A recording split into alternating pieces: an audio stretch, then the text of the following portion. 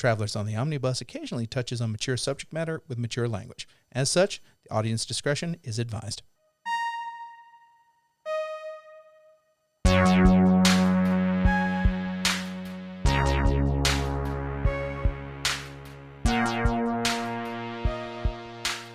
Welcome once again to Travelers on the Omnibus, a field trip through nerd and pop culture. I'm Jody Kite. I love how you mess up not the same part, but always one little one. That's good. No, that's good. It's endearing. That's 100%. We enjoy that. I don't like this, Jody. I'm not going to be able to match that energy. There you go. That was it. That was all my energy. Yeah, all the energy in the intro. Yeah, I see that double shot. You might be able to pick up here in a little bit. Yeah. Oh, I mean, no, that's just going to keep me even right now. Just keeping you even. Okay. That's gonna make it to where by the end of this, I'm not like slurring my words, maybe, and able to make a coherent thought. You're just net zero. Right Yeah, now. yeah. I mean, coffee is for anybody with ADHD or ADD, an evening agent. So, Never been a coffee fan. Ethan, who are you? You said my name, so I'm Ethan Skinner. I am James McCarthy. I'm Brady Davis. There we go. All right, we're back again, once again. We better be. I don't know, man. That last episode kind of took it out of us. No. I thought that was a fantastic It episode. wasn't. That was the easiest second part edit I had ever had to do because I just let that go. Right. Just like there's no like the ums feel natural instead of like Right. some kind of nervousness. It's just like you're trying to recall all of the things that are going on in this movie, and you need to be able to have that kind of visual and audio cue. The funniest thing about re-listening to that show, which is what I did today while I was at work, because I was stuck in my car the whole time, was there's a point about halfway in the episode where Jay says, you know, it'd be funny if you just let Brady talk about the movie, and that's pretty much what was already happening. Like me and Brady were kind of sharing that, but you know that happened anyway. I thought that was funny. I thought that was pretty good. I'll take your word for it. I love the the stuff that I found out just like researching this after the fact that I'll call him Laszlo. Jesus Christ, Winslow. Winslow Leach. Yeah, when he almost actually died. Oh, yeah. In that scene, it's right. like that's not method acting, baby. That's literally a man fearful for his life. Yeah. Those weren't fake screams. Those were real screams. Yeah, those are real screams. You actually say, Diploma! It was great. Yeah, Garrett Graham was in another movie called TerrorVision in the 80s. And he was in TerrorVision. He was in TerrorVision. Yes, he was. Holy shit. That came out in 86. That movie's ahead of its time in a different way. I don't know what And TerrorVision I'll tell you in just a second. So, of course I have another story I have to tell, and then I'll get back to this. Tangents, you know. There's a movie that came out a few years later called Stay Tuned that completely ripped off the plot of TerrorVision, but instead of an alien, they replaced it with Satan.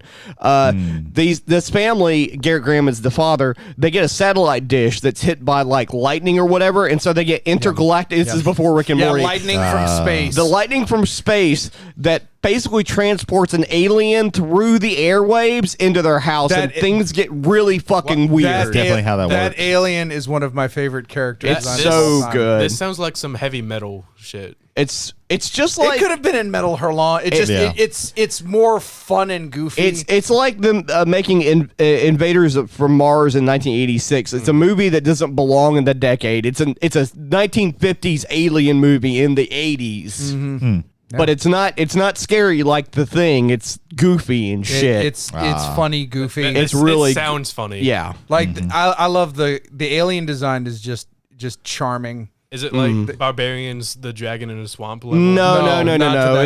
It's not on that level of fun, hokey, but it's a fun movie, but it's not that fun. It almost made Muppet. Like that, it's like it like went to the Muppet exams and it just failed out in one area, but it got TerrorVision. So it's just a little too weird. It's like cult, but it's barely a cult movie. Yes, because it's just not quite there. Okay. Yeah, they try too hard in a lot of it. But Garrett Graham is in that movie, and he's pretty good in that movie too. We'll go back to Fearology. Fear. It inhabits everyone's scrotum, even lady scrotums. Jail Kite's talking about it. No, TerrorVision. I'm not talking about any of whatever the the hell episode that title is. be TerrorVision. No. not trademarks. No, the ongoing gimmick for me is to tell you what episode I'm going to record next, and I don't record that episode at all, okay. and I record a different episode. That's my bit. Multiple red herrings. Keeps Yeah. people on their toes. Yeah. Yeah, you're making people scared because like, oh god, I missed the episode. It's like, I can't find it. Where'd it go? oh no. Maybe if I remember to record that specific one, we'll see what happens. You should start. You should like the intro for one of your episodes. Welcome back. Last episode we covered this. And then, Yeah. You need to start doing some avant-garde shit like eat a pizza. Oh no! Don't do anything like you hit play and then you eat. It's you eating a pizza for 30 minutes. No, what I need Okay, to do is hang what on. Ethan said. Like, okay, part 7 of our Friday the 13th series. We're talking about Friday the 13th, part 7. The only Friday the 13th movie you need to see because it has psychic battles in it.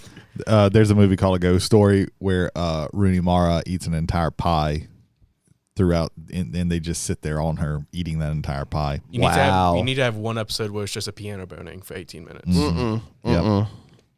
No deal. I co-sign that. Rooney Mara was the most perfect casting of all time in Girl and Dragon Tattoo. She was good. She was exceptional at that, and that thing fit her like a glove, like it just did. Hate that they didn't continue making those in the American ones of those. Yeah, it's very sad. I When thought that they happened. did another one just way Yeah, lower they budget. They did the the Girl in the yeah. Spider's Web. It's not the original trilogy. Yeah. It was another. the- I don't even think. I think it was put out after the guy who wrote the Stieg Larsson Stieg died. Larsson, yeah. And they just kind of put it together. Oh, that's Yeah. And that has Claire Foy okay. Yeah. in it, and I've heard that one was really bad. What was the one done by the Nordic countries? That was Numi Rapace. wasn't Numi it? Rapace, yeah. Okay. I don't think I've ever seen Go with the Dragon's Tattoo. You see the original foreign. Let me- I've seen the first. Good. I watched the first Girl with the Dragon Tattoo that was Swedish. Mm-hmm. It was really sweet. Okay, it is was really Swedish, good. okay. And then the It's girl really who kicked good. the hornet's nest. The next one is the girl who played with fire. I okay, started watching right. that one and got so bored that I was just like, I can't Right. continue with these. Yeah. And I heard like there was even less happening in the third one. Yeah. So I never finished those. But the first one was very good, and then the David Lynch one is very good as well. Have you ever seen? You mean wait, David Fincher? David Fincher, Right. damn, Yeah. I for some reason I do that. Yeah. With those two. Well, they're exceptional directors. One plays in the surreal way deeper, but even then, Fincher has a lot of surreality. Like the intro to that movie, especially with the remake of The Immigrant Song. Yeah, the Immigrant Song by because that was redone by Who did it? I don't no, remember who it did was it. Atticus Finch and Yeah, it was Atticus. Yeah, Atticus the Finch one and I Trent shouldn't. Reznor. Yeah, the one I shouldn't remember is the one I remember. Yeah, they redid it, and I forgot who the singer was for that. But that opening is just okay. I think Yeah, it was like that it opening was one of those striking. like Tori Amos or Fiona Apple or one of those. I think it was one of those. I could be Okay, wrong. there you go. I'm a big fan of Fincher, so if he's like. With you. I saw the first one. I never saw the other two because I saw that after I saw the Fincher movie, and I have a Social Network should have won the fucking Oscar. I'll never get off of that fucking soapbox. But Fincher's always been even Alien 3. I blame that more on production. I think it's Atticus. Did you say Atticus Ross? I think you said Atticus Finch. Yeah, I'm literally getting To Kill a Mockingbird in on this shit. I make that. Make that. I do that sometimes too when I say the dude's name. Yeah, because there's only like so many fucking Atticuses. Yeah. Right. Have you literally ever seen, two that I know of. Yeah. Have you ever seen the Three Colors trilogy? Yes. Red, white, and blue. Yes. I brought it up because I couldn't remember the name of the actors or the director, but Mike is. Blue has was it Judy? I can't remember her last name. Starts with a B. Julie Delpy is actually in the second one. Julie Vignon that's de cool. Courcy. Those are characters. I couldn't bring up the anyway. Yeah, those are. I think they're all French, right? Yeah, it's the guy who directed. It's Polish, Christoph something. It's his first name is also equally hard to say. That's very good. Yeah, the first one came out in '93, and the other two came out in '94. And I saw them soon after they actually came out, just by accident, because I was watching whatever came out. Yeah, you know? it's a trilogy that's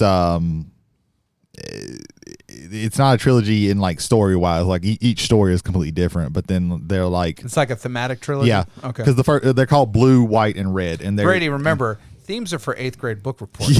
Yeah, according to Benioff. Let's start our quick of what we've been doing. So I found out, David Benioff and DB Weiss were the showrunners on Game of Thrones. And in 2011, David Benioff says theme is only for I'm paraphrasing, but it's effectively theme is for 8th grade book reports. Yeah, which they were trying to warn us then what was going to happen.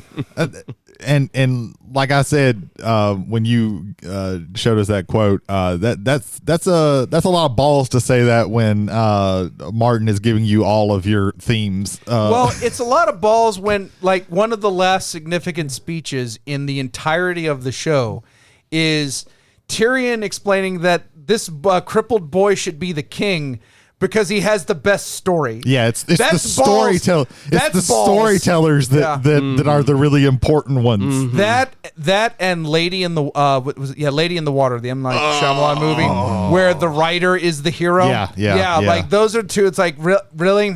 That movie is so bad. M. Night Shyamalan made himself the most important person in the world. Yes. And that's where I was like, I'm gonna stop watching. I think I'm gonna stop watching M. Night Shyamalan movies. I think I ended up watching The Happening, and that was like the last one. That one would definitely do that. In fact, this is a real story that really happened. Me and my buddy Phil, who's in Japan. Y'all played Dread with him, great guy.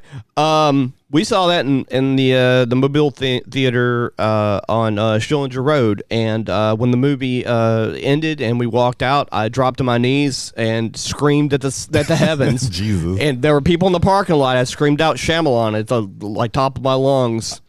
Y'all did a ritual. I did a ritual, but I will say this. I'll watch another if another M. Night Shyamalan movie comes out and he had nothing to do with writing the movie. M. Night Shyamalan is a good director. He is a garbage ass writer. Have you seen Devil?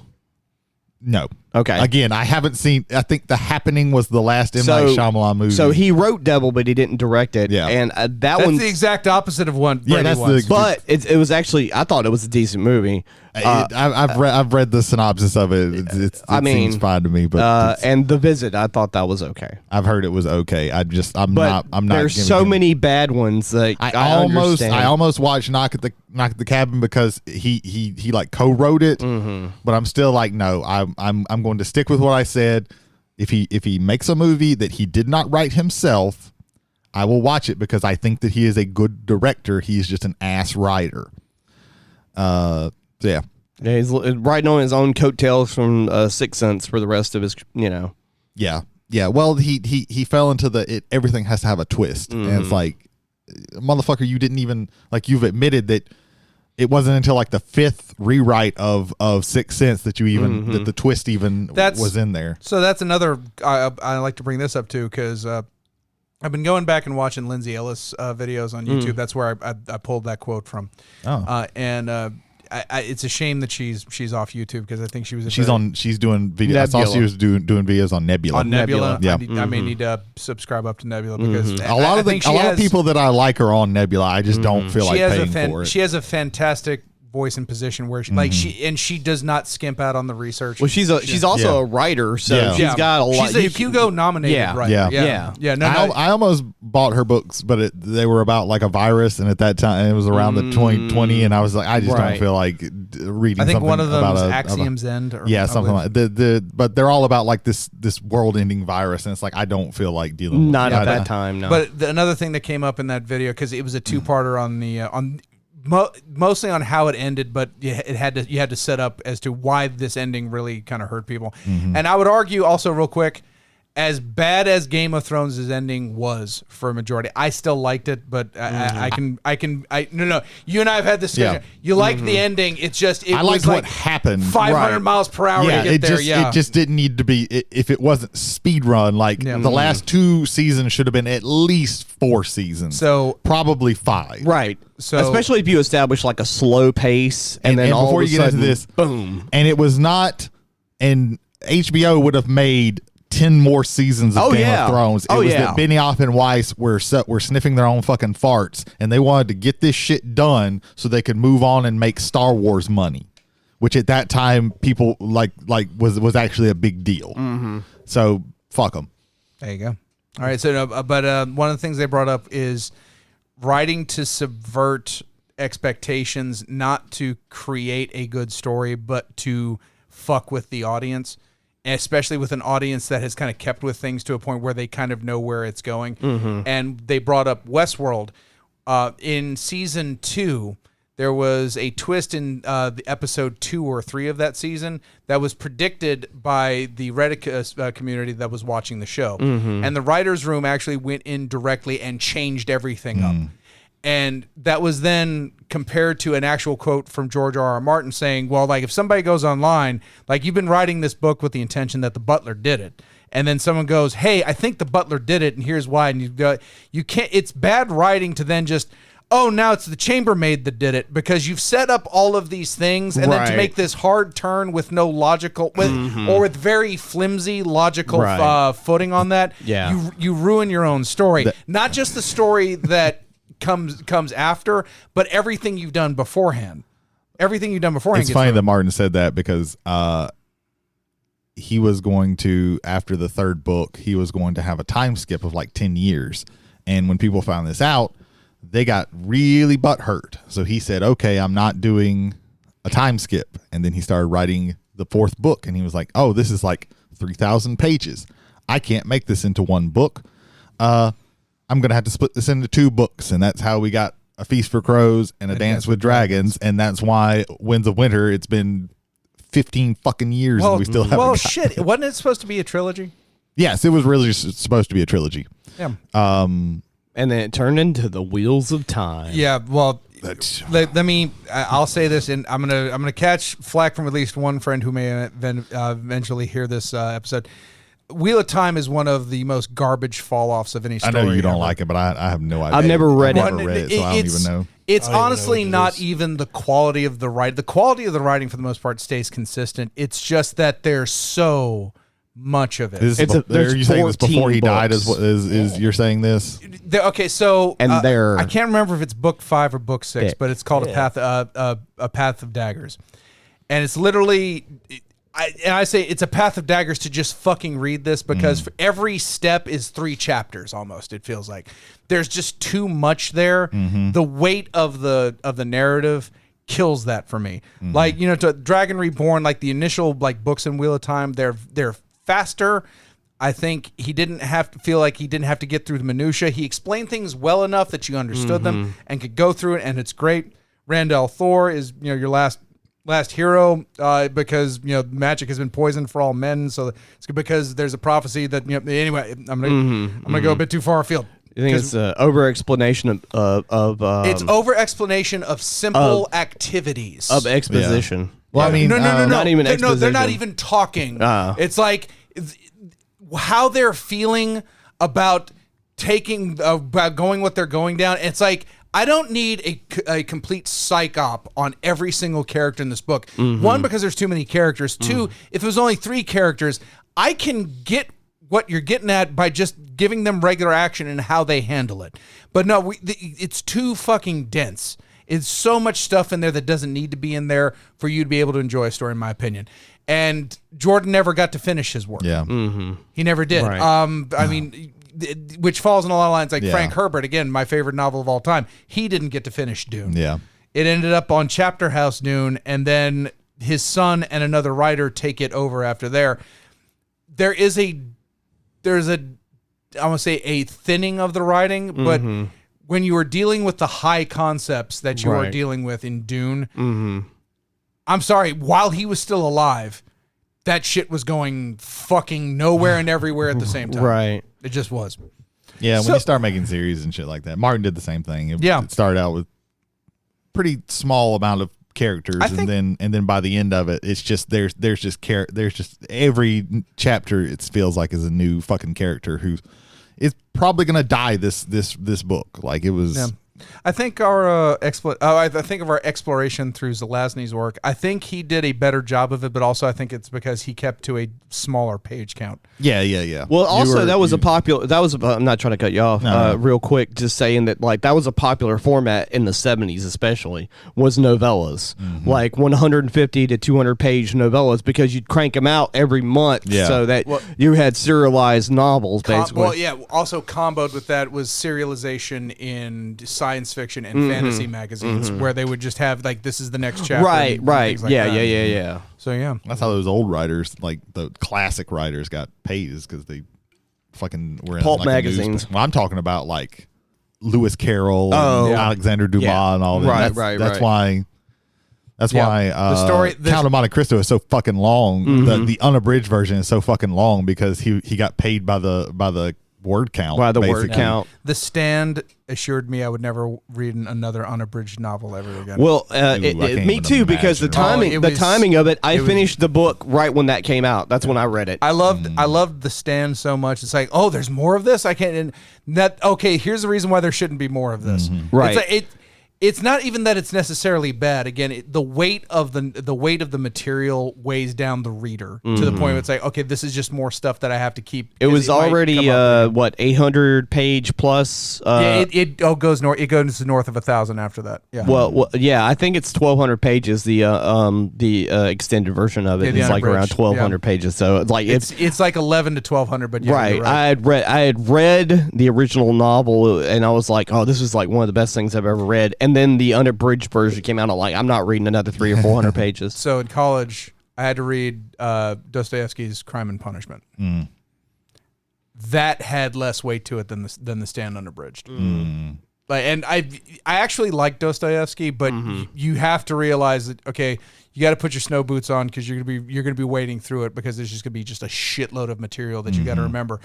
Even then, every piece of that felt like it was important, whereas The Stand shows why editors exist. Right. Yeah. There's a TikTok of a dude holding War and Peace, and he's like flipping through just all the. He's like, this is just too much. There's too many here. They should trim some of this down. There's too many words. And then Dostoevsky had that man killed.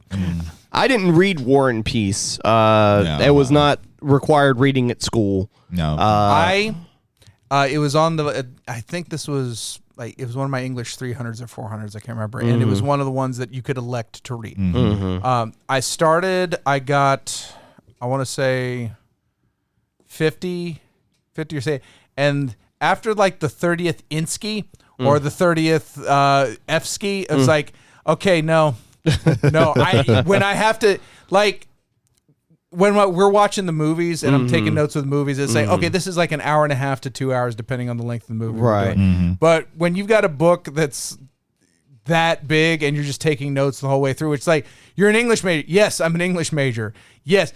In one class, my midterm was the Old Testament, the Iliad, and the New Testament. I have read a shitload of stuff. When I'm telling you there was too much there, it was too fucking much. Yeah. If you love War and Peace, God bless you. That's like 10 Dickens novels. That's yeah. So in addition to deconstructing literary theory this week, I also played more Tears of the Kingdom. Okay. I built my first true bomber. I had a fighter design, which you take a wing and you take a couple fans, you put them on the back, then you lift them in the sky and you let them go, and then you have to be on top of it. So you use the anyway. I'm getting in minutia, and then you just fly around and it'll be like shooting out lasers the whole time, and that's fun, but it's not effective because the lasers shoot out in front of you, but you need to be pointed out in front so that you can like continue to fly and not crash. So what I did was I put 3 cannons underneath, and I'll just fly around, and then you go over to a camp, and it's just boom, boom, boom, it just carpet bombs the whole area, and it's awesome. It's great. So I love the quirk. Like, I am piloting a open wing bomber in a Legend of Zelda game that those two things put together is just amazing to me. We call that pulling a Kissinger. There you go. Absolutely. Yes. Which because Farron Woods is very much like Cambodia in the way I've been doing this. Yes, So there it goes right there. And then also, I've been putting together some Age of Sigmar models. The little baby bokoblins still can't go into that area because of the landmines. Oh yeah, you got to watch out for those. But they do though, and they blow up, and it's set to Adagio for strings, and it's really heartrending. Like it's just the Pol Pot bokoblin is a real nightmare. The boss bokoblins kind of look like Pol Pot. I'm not even kidding. Of course they do. They look like giant fat Pol Pots. Then they don't look like Pol Pots because he wasn't fat, I don't believe. He would have gotten fat if he hadn't been under house arrest for genocide. Yeah. Oh yeah, that's a rough one. That's a rough one. If Hitler had just waited like 20 minutes, he'd just been under house arrest. Censored. You're going to wonder what was censored. And it's the thing I've been censoring for the last 2 weeks. But then Hitler still stays in the picture. What the fuck? Oh yeah, you'll cut Nazis out, but someone speaking of Hitler, I've also been putting together Age of Sigmar figures, specifically Stormcast Eternals. So it's pretty good. Why are you looking away from me? I'm trying to think. Like, I don't think Stormcast are Hitler's. I don't really and truly know. Like now the Imperium of Man over in 40K. Oh yeah. Massively fascist. Fascists. Absolutely. But yeah, no, I'm finally some of the harder striking units. I got some Fulminators put together. I got some Incanter, which allows me to just cancel one spell, which is like for the amount of points he costs is not wholeheartedly that much. And he's a wizard that wears plate armor. It's like, what the fuck, man? It has to be in there. So I'm kind of excited to get those out on the table. So, Cool deal. So that was my rambling, stambling, tambling last week. Ethan, please tack on 20 minutes of literary conversation while we talk about what you've been up to. Literary stuff, yes. Hold on. What does literary mean? Literary. It is a word. God. He's not wrong. He's not wrong. He's not wrong. He has not lied or been incorrect yet. Yes. Going over some things that I've been doing. I haven't been going into literary discussions, unfortunately. So. Yeah, I know you were totally quiet while I was talking. I appreciate that. Yeah. I didn't want to say anything idiotic to ruin everything. So yeah, we were talking about books and stuff, so he didn't have no part of that. We were talking about books and no mention of Aragon at all. Yeah, this is true. Hey, you might be on something. There weren't any dragons, so we Yeah. Wait, we literally said Dance of Dragons. There was one mention of a dragon. Oh, yeah. A Farewell to Arms would have been much better with dragons. If you ever give us a review of a Farewell to Arms, I am going to piss blood. Well, to be fair, I've stated this many times. I've never seen anything regarding Game of Thrones. Not a single episode. I thought you were going to say, I've said this before. I can't read. I just been faking it, guys. I mentioned dragons and Farewell to Arms, and you mentioned Game of Thrones. I love this show. Oh, thank God you're on it. Yeah. Okay, so is that your wallet? That is my wallet. No, okay, I'll get it. No, give me your wallet. Okay, I have his wallet. I've been mugged. There you go. Jesus Christ. Okay, All right, his Visa card numbers are as follows. Censored. You just saved him from identity theft. Thank you, Brady. Censored.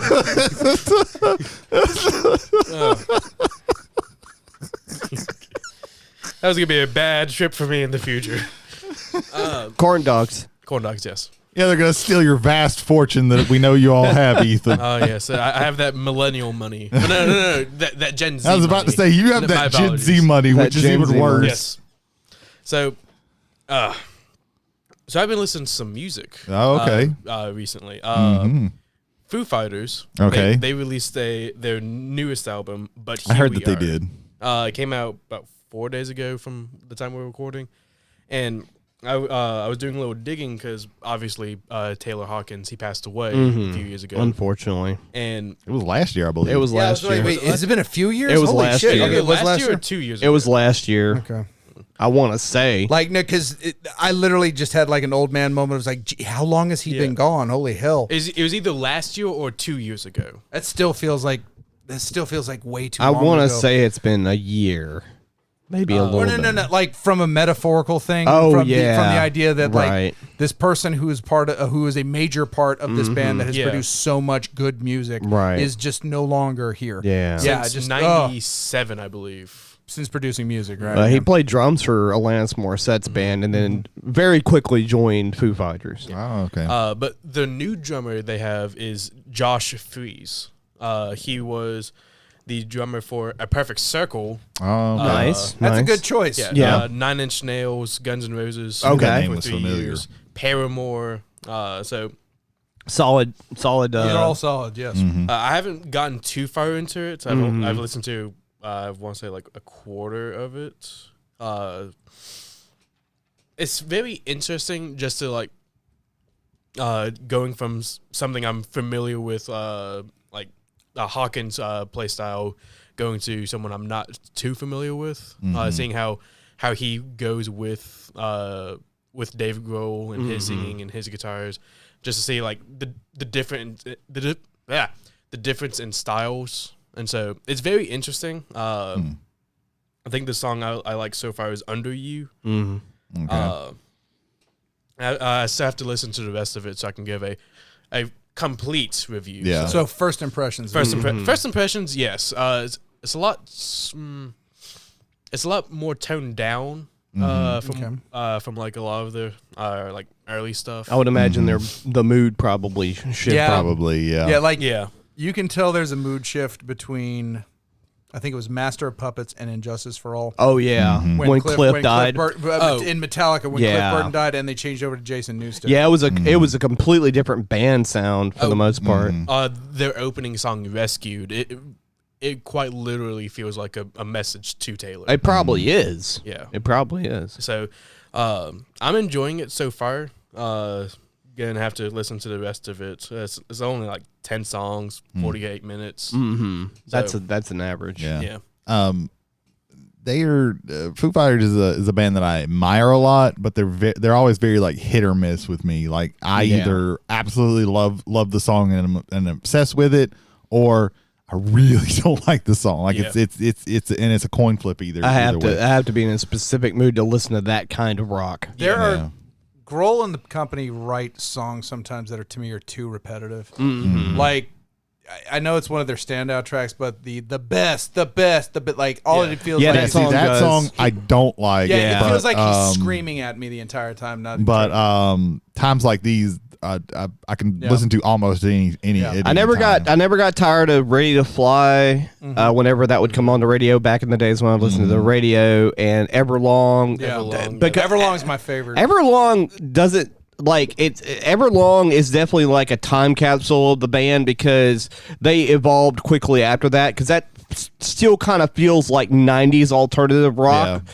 And so, but it's a very good song, but it's got a very specific tone. It's a grunge love song. It's very grunge. Yeah, it's very grunge like. I personally like Monkey Wrench just for like the memories of like Monkey Wrench is also. I think Monkey Wrench was their first video, but I could be wrong. Possibly. Just- I can't remember. just like memories of It was either that or Everlong. like my dad in the driver's seat, me in the passenger seat, my brother in the back seat, just listening to that going down the interstate. It was just Which brother, Bob Shinedown or Timmy Trapped? Bob Shinedown. Bob Shinedown. Yes. Okay, just checking. Timmy Trapped wasn't with us at the time. Not Monkey Wrench. It's the Fingernail song. That's the one I'm thinking of. Yeah, because Monkey Wrench was later. Monkey Wrench was later. I'm thinking fingernails are Probably that one, because their first album was basically just Dave Grohl. Magic Yeah, like he got random people to come and play. Yeah, he got Pat Smear. Pat Smear. Pretty early on. Which I think he like. Pat Smear, the only good thing that ever came out of the Germs. Cosign, 100% cosign.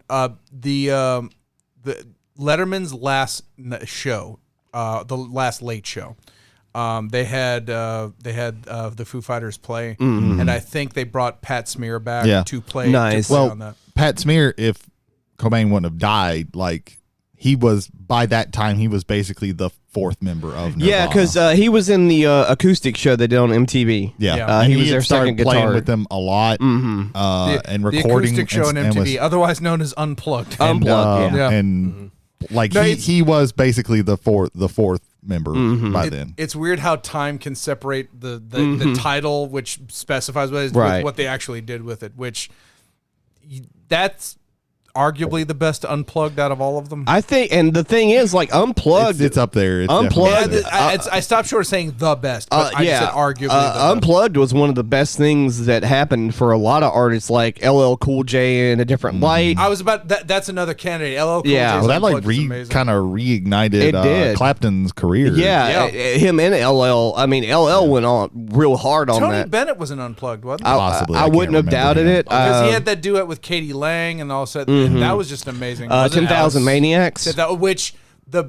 That was probably their best performance period, and it was also their last performance. Right. Wasn't Which if- Alice in Chains also unplugged? Alice in Chains did an Alice in Unplugged. Chains. Alice in Chains STP, Unplugged was very good. Stone Temple.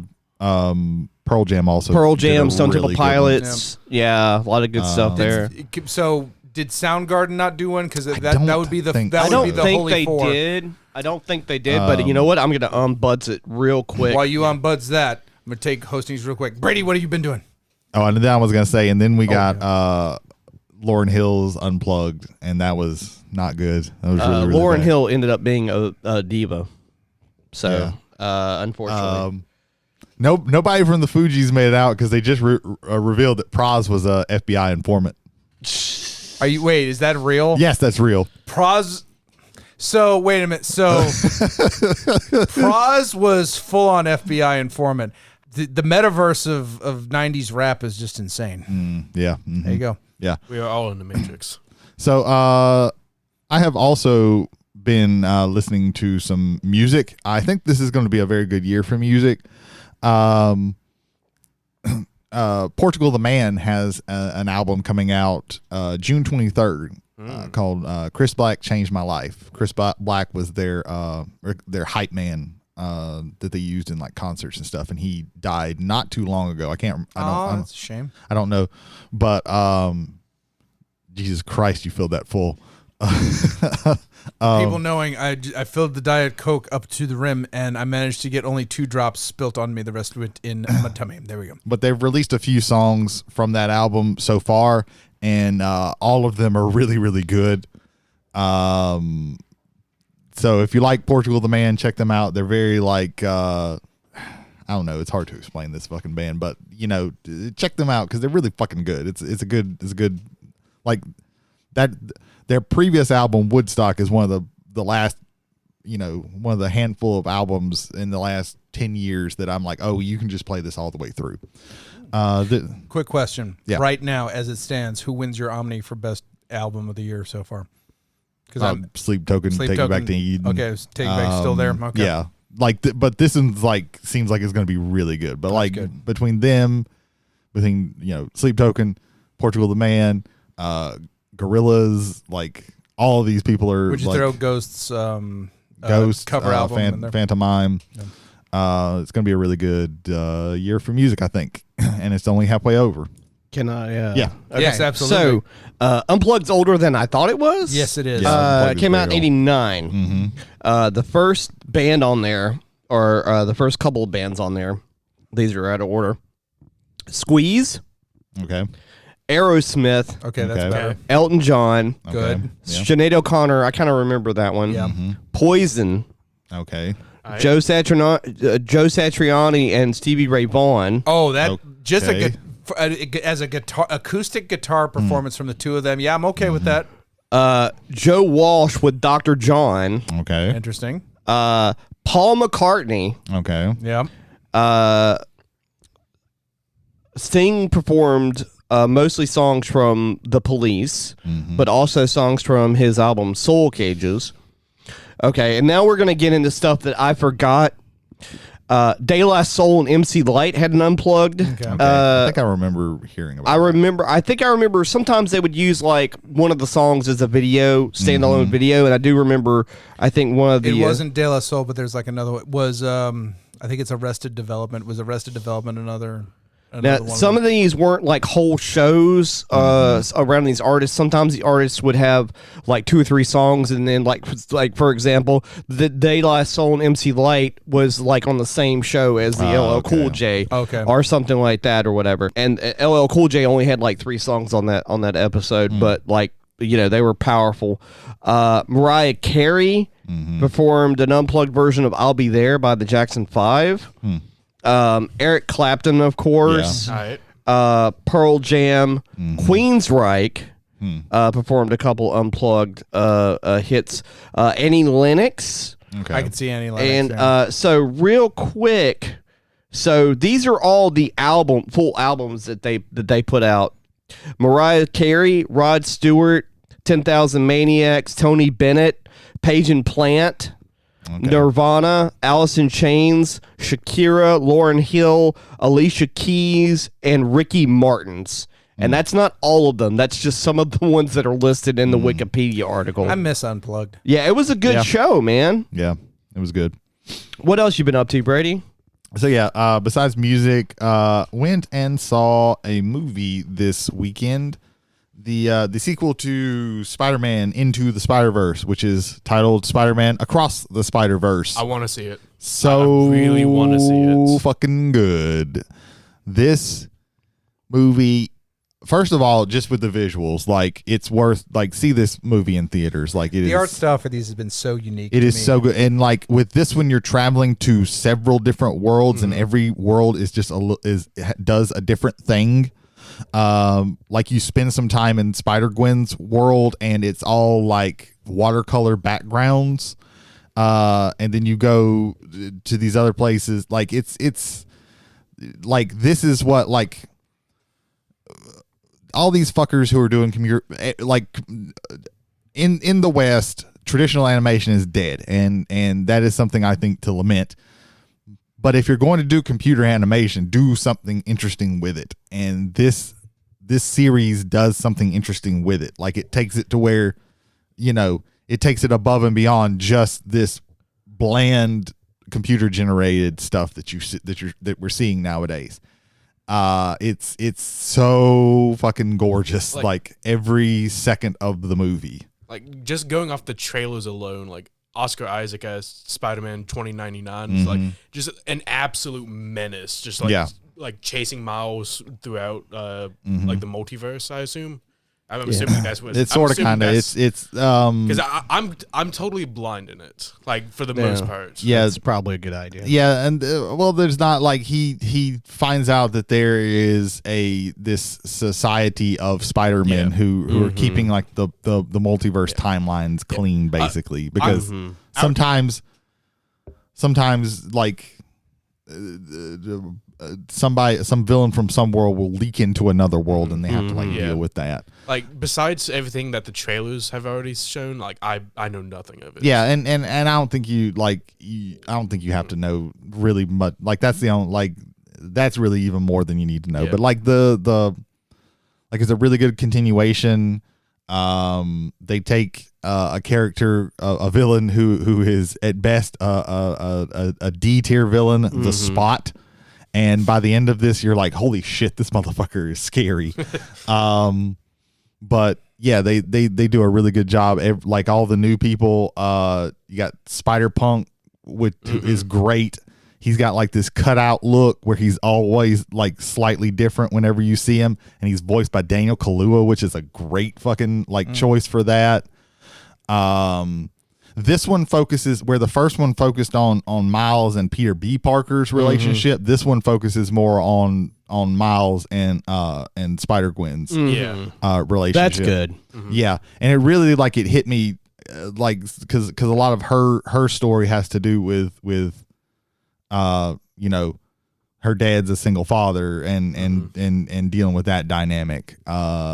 And they do a lot of interest. Like there's a lot of heart in this, but it's also like really funny too. Like so, it's a really well written. It's very well written. There was one. I will tell you this going into this. This is a part 1, so you're not going to get a full conclusion. You're going to get like a climax and everything, but it's going to say to be continued at the end of it. And then next year you're going to get Beyond the Spider-Verse. And they don't. It's pulling a like a Tom Tom Holland Spider-Man, like, it's Far From Home. Endgame. It's no Infinity War. It's pulling a Dune where at the end it just says Volume 1, Volume 2. That's literally the first thing I thought of. This is a part 1, so you have to go into that it's just going to kind of end a little abruptly. Okay. But the good news is that next year we're going to get the conclusion to this. I wish that this would have been a full thing, but they pack it full of stuff. Like it's really, there's some interesting things in there. The art style is fucking great. The story is great. Like it's well, really, if they want to keep this new Spider-Man franchise going, this new animated Spider-Man franchise going, they kind of have to leave themselves open to the next story. Yeah. And I think it was just they started making it and then they realized, oh, we have too much story. I don't know that for sure. But. I mean, when they made the first one, they probably didn't realize how big of a hit it was going to be. They pretty much probably knew they were going to make their money back plus a little bit more. And you never know if it's going to be like the big thing. So I would argue if you have what I consider the two legitimate Spider-Man, Peter Parker and Miles Morales, if you have them in your thing, it's going to make money. Again, to put this in the third Spider-Man with Tom Holland is the third highest grossing movie of all time. Right. Yeah. But I think the Spider-Man is a draw. Yeah. And is a successful draw because he's one of the few, I want to say, one of the few Marvel superheroes that is typically well written for, because I won't say it's easy, but I think stories come very easy to the Spider-Man character. Well, throwing a wrench into that, the Amazing Spider-Man movies, that second one bombed like a motherfucker. Yes. Tom Holland's Spider-Man, the first one, they knew it was probably going to be successful to a degree. But what my point is, they didn't know how successful. They didn't know this Spider-Verse movie, the first one, was going to be as successful. They knew it was going to be successful, but they don't ever expect to hit like $1 billion off an animated movie or whatever it got to. Starting something different. It's different. It's new. You're trying to. You get the whole demographic of like kids. Old. Most of the fans of Spider-Man really liked the original animated movie. Thought it was great. People that have grown up with the character. If you get everybody to like it, that's a whole different story than just it making a certain amount of money. That pushes it into franchise potential. And mega millions, So 2 things before we move forward. One is Jody's, what he's been doing, because we haven't gotten to that yet. Just Spider-Man 2099, my favorite absolute Spider-Man. So I he's like a cool that. Spider-Man. I like that he's included in the movie. Second, I actually liked Andrew Garfield's role as Spider-Man. I like Andrew Garfield's Spider-Man even before the quote unquote redemption in the No Way Home. No Way Home. My problem with those movies is you had to, at the time, follow up even though there were 3 of them, 2 of the best superhero movies ever done, and still, in my opinion, the best superhero movie. Spider-Man 2 is so fucking good. It's nearly a perfect movie, if it's not a perfect movie. So you had to follow that up with also the backlog of, we had to create this new thing because we needed to keep this running, and we didn't want to do Spider-Man 4 the way Sam Raimi wanted to do it, and we don't have Tobey Maguire now, so we have to redo this. There was a lot of gray overshadowing. Yeah, it was all done in a very haphazard way. I like Andrew Garfield a lot. I think he is an underrated actor. He did a good job with the character, but like the script after we watched that, my daughter put on the for some reason, instead of rewatching the fucking the really good ones, she said, I'm gonna watch Amazing Spider-Man. She rewatched it, and I kind of half watched it, and I was like, yeah, this is still very boring. Andrew Garfield is good. Emma Stone as Gwen Stacy is good. Man, I really did like it. Was just like it was just like bland paste to me. She is an Academy Award winning actress, and they gave her fuck all nothing to do. Like the potential was there to be very good. I think I've only watched bits and pieces of the second one because I just heard so many bad things about it. But I think that one was the problem with that one was that they were like, oh, we're going to spin this into a franchise. We're going to do the Marvel thing where it's just like we're gonna have a Sinister Six movie, and we're gonna have a this movie. And No, that you're movie. not. Except that And we wanted the to have entire movie was just making that shit. And they made the DC problem of let's give it to you all at once rather than the slow build. Again, if they would just take some time with this shit, they all I take think the wrong lessons from which I think they shouldn't have even took these lessons from Marvel, but they all take the wrong lessons. Like Marvel gave them like a playbook, and they were just like, well, let's do this, but let's tweak it and not do exactly what they did. So it's worse. Yeah. But yeah, it's whatever. But they ended up giving us Tom Holland. Like, if you like those movies, it's fine. But like, I like I said, I like Andrew Garfield as Peter Parker. I think he did a good job. But man, the movies are just ugh. Yeah. Yeah. Watch Spider-Man Across the Spider-Verse. It's a really fucking good movie. Yes. It's fucking eye-wateringly gorgeous. Is that you, Brady? That's pretty much it, yeah. Hey, Jody, what have you been doing? I literally thought you were trying to cut Jody's whole section off earlier. Yeah, we don't have any more time. We wasted it all. Too much talking about Tolstoy. Y'all were talking about books. Yeah, that's a very important We were part. talking about books. Yeah, okay. Books are boring. I'm the movie snob. Jody is the music snob, and Jay is the book snob. I'm the English major. There is a difference. No, there isn't. Yes, it's there the same is. fucking thing. No, because book snob. Show me. It's the meme where here's a picture. And it's book snob and English major. They're both These are the same thing. These are the same thing. The Venn diagram of book snobs and English major is a circle. There's just one circle. There's one circle. Very important difference. Book snobs love books, and I can't fucking stand them. Fair enough. All right, so let me tell you my dissertation of why Oklahoma and Rent are both the worst musicals ever made. Ah, damn. I really, those are the only two musicals I don't like. For different reasons. I think Rent is horrible. And I've seen Andrew Garfield was in Tick Tick Boom, which was about Larson. I do want to watch that because I've he's heard a good actor good. and all that jazz. Didn't he win an award for that? The movie might have won some award, but I don't think Garfield won an award. And let me tell you, Rent has nothing to do with any of the story of Rent. I don't like the musical numbers. Listen, I've seen Victor and Victoria. That movie's actually all right. That's like, I appreciate West Side Story, but like, I really don't like the music. No, I get that. There are a lot of old-fashioned musicals that are like like Guys and Dolls. It's got a couple of good numbers in it. I forced myself to watch Hello Dolly. That's got one song. Hello Dolly. That's it. And you don't get to that till the movie's like 20 minutes before it's over. So, Oklahoma is a very big part of I'm thinking of Ending Things. Oh, the last what's his name movie? He won a Golden Globe Award for Best Actor. Oh, okay. That's pretty good. Andrew Garfield. Oh, that's why, because the Golden Globes are worse than the fucking Oscars. Pretty bad. Yeah. So the first thing I did was like I've done a lot of small things. Okay, so this is the legitimate stuff of what you've been doing. Okay. So yeah. Make it quick because you don't have much time. Yeah, your tangent off of your stuff got more talk than I expected. That's fine. Nobody cares. It's fine. We don't need a topic. We can just keep talking. It's fine. So I just come across this video and I had to watch it. So it was like basically it was a late teen and his father reacting to Ghost. And it was the funniest shit because the teenager's like 16, 17 or whatever. And the father runs the channel or whatever. And it's a YouTube reaction channel, which those are like, hit or miss or whatever. But he's like, my son really likes Ghost, and like, we're gonna react to it. I'm gonna react to it for the first time, and the first song is "Mary on a Cross." And so, of course, it being a reaction video, like every 30 seconds or a minute, they have to pause it, talk about it, or whatever.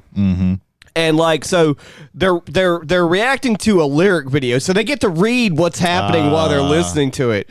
And they get about halfway through, and the dad pauses it and he starts talking a little bit, and he goes to his son and he goes, his son's like, so what do you think of the song so far? What do you think it's about? And the dad's like, well, I think it's about like, and he goes into like a romantic like love situation or whatever. He's like, I'll give you the context after the song's over with. And then the song ended and it was like, oh. Yeah, that is the correct letter of the alphabet. Yeah, to there use are. Kiss the Go-Go would have been funnier. Gigolo Harmadigo would have been very funny because that is all about. Yeah, it's a dirty song. And then like your delicious coconut water that you had to ingest. It's strawberry banana body armor. But don't they like? Isn't the water for it coconut water? All of them. Isn't that the secret to body armor? It's all coconut water. If it is, it's delicious. Yeah, the strawberry banana one's pretty good. The cherry lime is dog shit. Oh yeah, there are certain flavors you gotta stay away from. Is this going to be the tangent episode? Probably. And then I played a game that I'd actually been waiting for a while since it was the trailer came out like a year or two ago. It's called Ghost Runner. Okay. It's a first person like sword wielding running game. So you're just running first person. You have your katana. You've got to dodge bullets and wall run and hit guys with swords. And it looked really fucking cool. The trailer did anyway. And then I played the game and the controls are ass. So I played it for like 20 minutes and I got to a part where, and this is like the first, I don't know, like section of the game. It's like the third or fourth, like, little setup they've got in the game where you have to like do a wall jump, kill a guy, do another wall jump, kill a guy, avoid getting shot from the third guy, and I couldn't get past it because the controls were not tight enough. Okay. And I deleted it. Oh wow! Shit. Damn. Thankfully, I've got the PlayStation Plus, so it didn't cost me any money. That's good. Which would have made me very angry if I'd have paid $20 or more for that, and it would have been complete trash.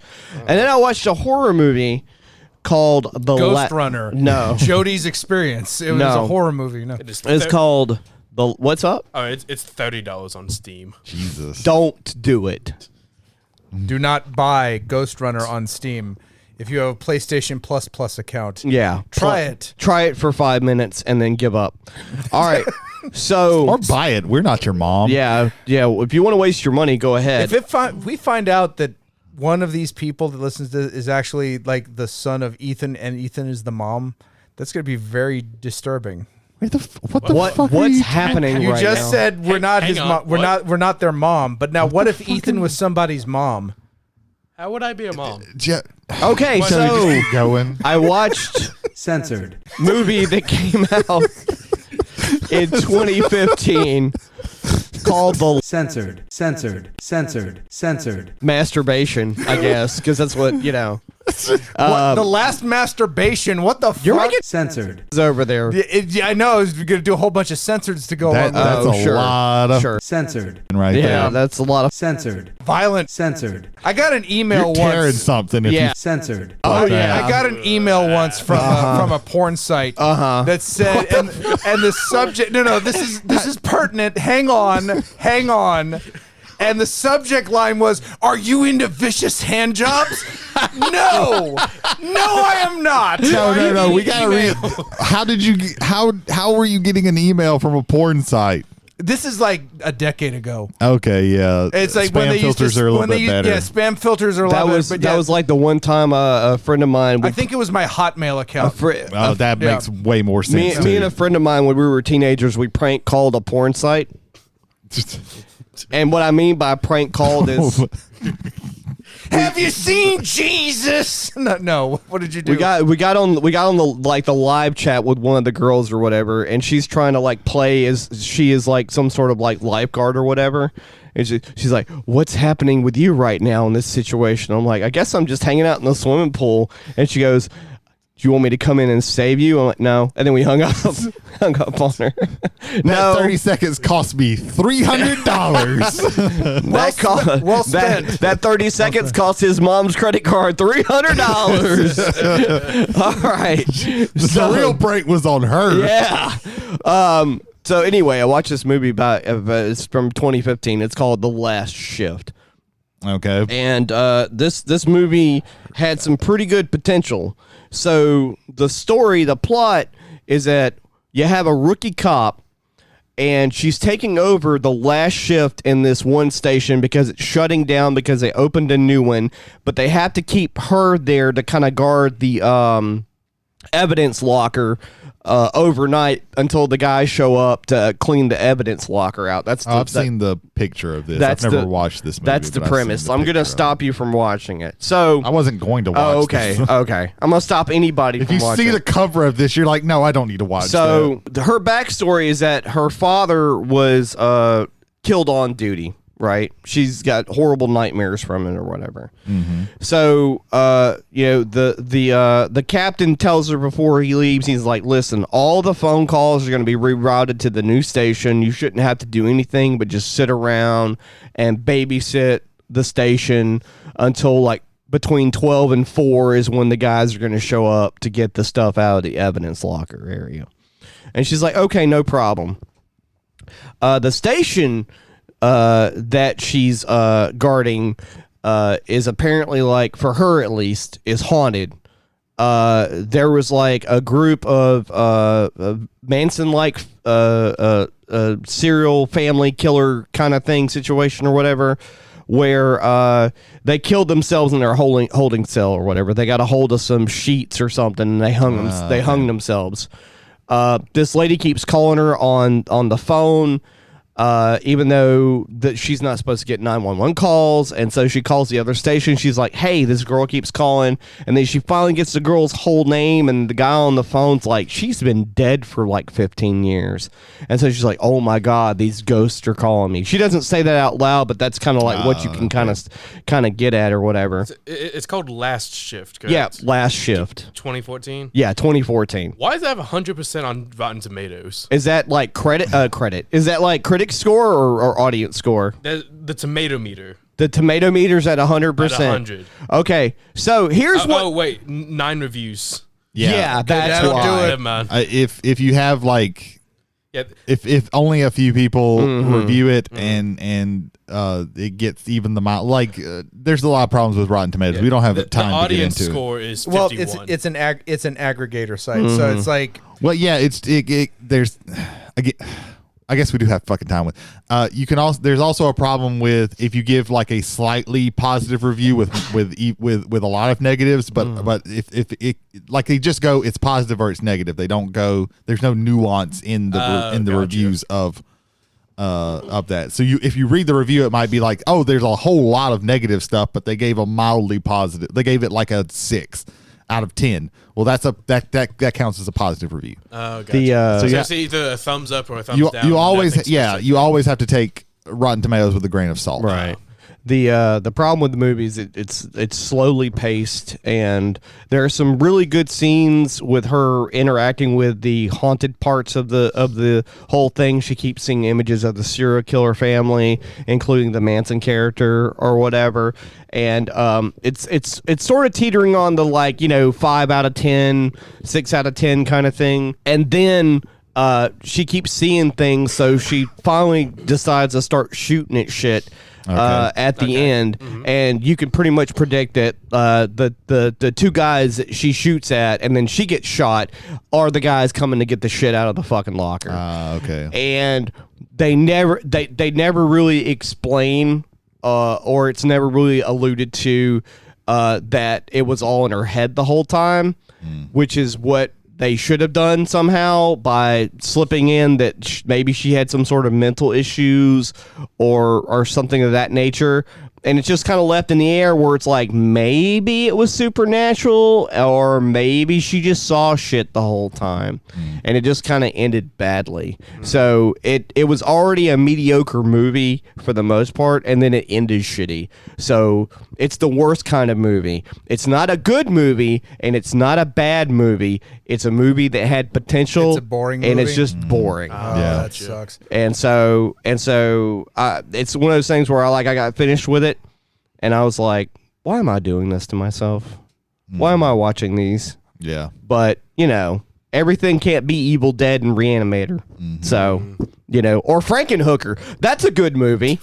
I mean, it's a bad movie, but it's a good bad movie. It's a fun movie. It's a fun movie. It's funner than Phantom of the Paradise, and that's saying a lot coming from me. There you go. It's like Bride of Reanimator fun. So, Okay. Interesting. Okay. yeah. That's what I've been doing. Okay. And if you've enjoyed what we've been doing by listening to what we've been doing, What the fuck's wrong with you? God damn. including things we haven't been doing, like reading Tolstoy, you should check out listening to us on other platforms if you're not already doing that now. I don't know what the fuck's happening. Saga. Yes. Which is what, Jody? It's Spotify, Yes. Apple, Yes. Google. Yes. If any of you and predicted that we would be talking about two different Russian Russian novelists Yeah. during this, congratulations. Yes. You get a prize. Call Ethan and ask him about the prize. His number is Censored. Identity theft blocked once again. Yes. that's Saga for everybody listening at home. You didn't do the final A. I Which is didn't. that I SAG? get. It's Amazon. Yeah, Amazon Saga. Music. Also, you can email us at travelersontheomnibus@gmail.com. That's 1L. Or you can message us directly on Spotify and take Participate part in our in polls. thanks and participate in our polls and possibly That's passion aggressive Yeah. right there. It's like, thanks. yeah, that's great. I guess do we have any feedback? We actually do. Okay. We have a Okay. small bit of feedback from our friend Kevin Gallo, aka Ron and Rooster on Twitch. Who would have thunk? He seems he had a very good time listening to our RPG D&D series. He was very happy about that. So Ethan, congratulations on that. He had someone who enjoyed it. He liked our interactions and our dynamics. He wanted to know, if possible in the future, if some of us might be able to join him on Tuesday night.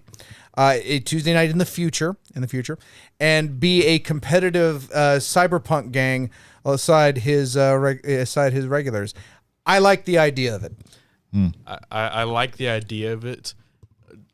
We'd have to actually plan it. Yes, no. Yes, we'd 100%. no. have to This plan. is something we definitely need to go into it cold with no planning whatsoever. Yeah, just show up and demand airtime and roll our own dice and Drive just lie to about where's it. he at? Texas? Yes. Yeah, that's it. We almost doxed him. Let's keep it fair. Let's be very Yeah, careful. Texas. Texas That's exactly- is like as big as a country. Yes. In fact, some would argue it is a country. Yeah. Yeah. He definitely doesn't live Texans in. would argue it is a country. There were Texans in Phantom of the Paradise. Yes, it filmed at the Majestic in Texas, Yeah. Yes. Dallas Fort That's where Worth they got area. the Iggy Pop knockoff. Yeah. Okay. Here comes Johnny yet again. I like the idea of it. Yeah. I Once really a- like the idea of it. That sounds fine to me. All right, so it's something that may come up in the future, either here or over on Ron and Rooster over on Twitch, but we don't know. We will find out. So, All right. So there you go. Anything else? So here is my complete rendition of Crime and Punishment. Someone once said that the best thing comes in twos. Who said that?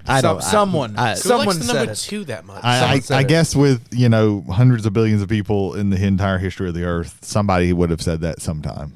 Like, I mean, if you have a third twin, that is kind of weird. Yeah. that would be a Yeah. triplet. That's not how that works. Yeah, I know. We're talking about PS2. That sounds like a Dean Koontz novel, The Third Twin. Let's not talk about Dean Koontz. the Tolstoy of his time. Yes, the Tolstoy of American horror writers. Yeah. If you'd like to read a page and a half of someone describing how to open an Oreo cookie, read Dean Koontz. I'm sure we'll get angry emails about that. From Dean Koontz. I don't I don't know, think he might anybody be onto is something right in there. that listens to our stuff is in the age range of Dean Koontz. Probably not. Maybe Dean Koontz is going to hear this and go, because I don't think, Jody, even you're quite there yet. Probably not. Dean Koontz, American author, wrote 15,000 novels. That's a lot of novels. You should check into that. Also, according to Jody, he has an Oreo fetish. Apparently, he has an Oreo fetish. That's the only reason to to burst your bubble, he didn't. He put his name on them and had ghostwriters write them. Allegedly. Isn't that how all I saved us as the lawyer. I saved us a. I gave Jody a thumbs up so everybody knows what happened there. We decided to talk about PS2 games tonight. Yeah. And for me, it's gonna be my PS2 memories because spoiler alert. I was still in the just the Nintendo camp. So in this era, it's the Nintendo 64 and the GameCube for me. However, because everybody else had a PlayStation 2, and because a college dorm is a great place to, hey man, what are you doing? I'm playing this on PS2. What are you doing? I'm playing this on PS2. I have a lot of good PS2 memories. I'd like to just start off with N64 and GameCube were like considered the party machines because you had Mario Party on, but then Smash Brothers. You had 4-player opportunities. Yeah, there were a lot of games for the PlayStation 2 that, in my opinion, were also sit down and just hang out with your friends and have a good time with.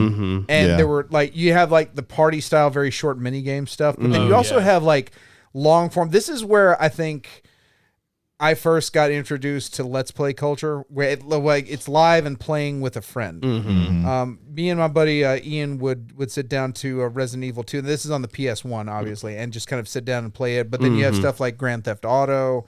That would be like I think is one of the great video games first of all time, but certainly of the PS2 era. The Grand Theft Auto 3, Grand Theft Auto 3, Vice City, and San Andreas. I just think it's just it was like those games are fun and they're fun to play, but just hanging out in a room and sitting down and like watching either the narrative play out or hell just your friend going absolutely crazy on the game. Yeah, that's one of those great moments. That was one of the early games where you could just fuck around. Like, okay, I've watched my friend just fuck around for several hours. He handed me the controller. I'm gonna fuck around in the world for you several died, so hours. it's my turn. I died, so now it's your turn again. And then Rockstar decided, people like just going ham on these Grand Theft Auto games. Let's make State of Emergency a game where you just go ham, and the game wasn't very good. I liked going finding out like all the cheat codes for San Andreas, writing them down, and just me and my brother just putting all of them in just to see what. Oh, there was a time. There was a few of the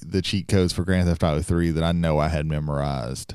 I can't remember them now because it's been so fucking long. I don't remember if 3 had it, but I think Vice City had it. There's one called the Dodo mode. And that's where all the vehicles flew around like dodo birds, and you didn't even have to be in one. Like this counted NPCs, so they would cars would just be flying all over the place. It was pretty nuts. One of my favorite ones was my brother. He would play the game and he would ask me to okay, what buttons do I need for this code? And I'd purposely give him like the cheat code for instant 5 stars. So that way, like the tanks, the helicopters come after him.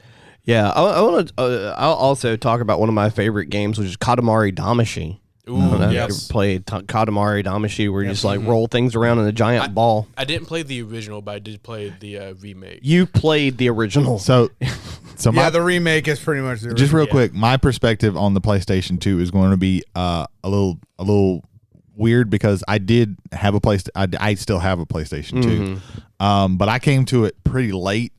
I ended up deciding that the GameCube was, because back in the day, you chose one console and that was it per generation. It wasn't even that. It was just that your parents could afford one. You can get one console, yeah.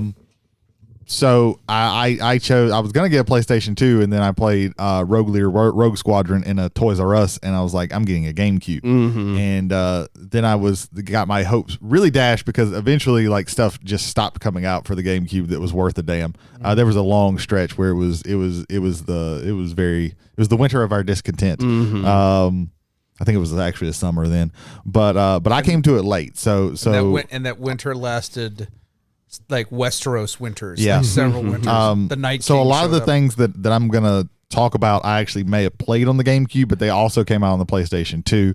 Right. But then there are also a lot of things that I have to talk about. That while the GameCube was still like games are still coming out for it, the Resident Evil 4 was a time locked game on the. It was said it was an exclusive, but then eventually it came out on the PS2. It was like a year or two later than it came out on the PlayStation 2 with extra content. And towards the end, and then they re-released it on the Wii with all the content that was on the PS2. Oh, Resident Evil 4 was like Skyrim was, where it just kept coming out on different consoles. Right. Yeah. Like every fucking console had Resident Evil 4. And then the Dreamcast died, and so a few years later they put Code Veronica on the PS2. Yeah. Which is actually there's a funny Resident Evil story. Ethan, you want to hear it? Go for it. So they were obliged to make Resident Evil 3 for, well, not 3. They were obliged to make a Resident Evil game for Sony, but they were also obliged to make a Resident Evil game for Sega. Code Veronica is actually Resident Evil 3, and Resident Evil 3 is a different game altogether. That's why there's weird tie-ins, storyline. Well, they did it because they were legally obligated to make one, and it had to do with timing issues and when the games came out. Well, and also the engine for Resident Evil 3 is very close to Resident Evil 2's. So there's not a whole lot of reworking that you have to do in order to make that work. Right. And Resident Evil 3 is actually not Resident Evil 3. Code Veronica is Resident Evil 3. Okay. Yeah. So there you go. There's a little insider information on that. So I would since we're on the survival horror, arguably the greatest survival horror video game of all time comes out on the PS2, and is actually one of the reasons why I respected people who had PS2s, because I was still in the Nintendo fanboy phase of nothing else really matters. Of all things, Xbox would break me of that because they got the Ninja Gaiden exclusive, and Ninja Gaiden is one of my favorite games of all time. But Silent Hill 2, holy hell, that game is, to this day, that is still so good. The remakes actually make it worse because it reveals all of the flaws. The fact that town is covered in fog allows you to ignore all of the bad, and I don't mean the evil bad monsters. No, just the bad graphic detail and all that. That game is exceptional when you can focus on the gameplay. It's still listed as one of the top games on the console, and there were 3 Silent Hill games on the PS2. There was Silent Hill 2, 3, and The Room. Silent Hill 4, The Room. I refer to it as The Room because that's basically what you're just stuck in a room. I love the concept of that game, is the fact that you're stuck in your own apartment, and every so often you're able to go out, but you can't go out in a normal way, and then you end up in Silent Hill. Oh, God. Yeah, you have to go through a hole. Silent Hill 3 was interesting. It wasn't as good as 2, but it was okay. It had to follow 2. That's its main problem. The mirror room in 3 is one of my favorite horror rooms in all of video gaming. Also, there was a continuation, the Clock Tower series on the PS2, Clock Tower 3, which Clock Tower is a survival horror game. Also, Haunting Ground, where the protagonist doesn't have a weapon. So you have to hide and gather things to try and solve puzzles without dying, but also without a weapon. Was Clock Tower the one that had the scissors guy? The original one had the scissors guy. Yeah, Scissorman. Yeah, first and I think the second one. The second one also had the scissors. I just remember, survival horrors are very far from the types of games that I like to play. Clock Tower, but 2. I remember seeing them in gaming magazines and stuff like that. Also, Siren. I don't know if you ever played Siren. Yeah, Siren's scary as fuck. Was it Japanese survival horror? Fear something. Fatal Frame. Fatal Frame. Yeah. Thank you for trying to get a plug in on Jody's stuff, but because it's not like he never gets plugs on. Fatal Frame has my favorite primary loop where the ghost is coming at you. Well, you have to take a picture of it. Okay, cool. So now you go from a third person static camera to a first person, and you have to let this thing get as close as it possibly can to you to maximize the damage on that. That concept is exceptional. Sounds terrifying. It is terrifying. I've heard it's a very scary. The they're concept very scary is games. exceptional. The delivery Fatal Frame 1 is very good. Fatal Frame 2 lacked for me. Yeah. Did you ever play Crimson Butterfly? I was about to say not play Crimson Crimson Butterfly Butterfly. was the one that I heard was very good. Yeah. Again, I don't play these games. I just hear about it. There was also the one that came out on the Wii U, and I think they finally got it on the Switch, Maiden of Blackwater, which had its own. So your main character is a gravure model, so she very busty. It's like okay, we know what we're supposed to be doing, but they cut out all of her sexy outfits in the American release. Of course, and people were mad about that. Of course, they were. If you need the sexy outfits to make the game enjoyable, the game might not be enjoyable. I'm just saying. I think the only thing that qualifies for that is GOA beach volleyball, and even there, you don't need the skimpy outfits. Yeah. The gameplay is actually pretty good. It's a pretty good volleyball game. You are the first human being only person on the entire that has world ever who's told me said that they like the vol. Like I've heard people online, and you can never judge online because people maybe. You're the first person to give me a positive experience of the actual volleyball portion. The of volleyball portion of the game is the game. That is the only part in the game. Everything else is just girls hanging out in swimsuits. Yep. Yeah. But Sure, Jody, I'll take your word for it. A lot of my experiences with PS2 games comes a lot from my older brother. What was his name? Travis. Timmy Trapped. Timmy Trapped. Yeah, Timmy Trapped. But for historical purposes, his first name is actually Skylar. Skylar. There. Okay. He's my older brother. He grew up with my parent. He was raised by my grandparents, and he had a PS2. And then my father, he also had a PS2. So it was like a combination of my dad's interests, my brother's interests. I know. From that, what sticks out? What games stick out from that era for you? So from my father, a lot of like action adventure games, like you got your God of War, your Prince God of of War, Persia, Prince of Persia, Sands of Time is Sands a of Time. really good game. Those are two. Like I love that one. I actually like the whole trilogy, but I can definitely appreciate people. the second one lags a lot, and I think the third one redeems it a lot. Because that very bright, like Sands of Time is bright, it's colorful, it is challenging, and I think one of the reasons why I think all three save themselves is because it's challenging but good gameplay. It's not gameplay where it's like, oh, they did this slowly to just screw me up. It's like, no, it's a test of your own skill and how to do stuff in order to be able to do it.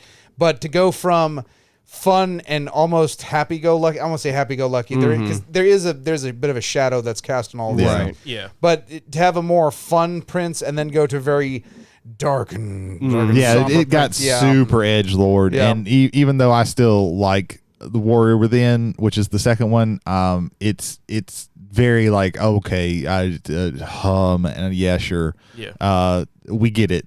Life is tough. Deal with it. Yeah, especially with sand monsters. But the two thrones, like, I think very much redeems it, and is fucking excellent. That's my favorite of the three, I think. But all I know is when little me saw the main character go from this average looking dude into this monster with like six out like swords, I instantly fell in love. I didn't care about anything else. It is a character that is made for children. Yes. To think, oh man, this is fucking cool. Coolest shit I've ever seen. I don't want to jump too far. Real quick, I do want to say, since we were talking about survival horror, Onimusha. That's a series that I never played, but I have a friend who played. It had Resident Evil tank controls. At least the first one did. I don't remember much about the second one. It got more action as it went. They got more action. The third one starred the guy from Jean Reno. Yep. He was like the second character in that, which is very weird. And that's when I the game kind of fell off after that. But the first two were really good. The first one especially was really good. Yeah, that was one of the early PlayStation 2 like big franchises that I remember. There was also a series that also fell off that was really good in the early going, and I want to talk about it just briefly, and that is Way of the Samurai and Way of the Samurai 2. It made you feel like you were a Ronin samurai. Okay.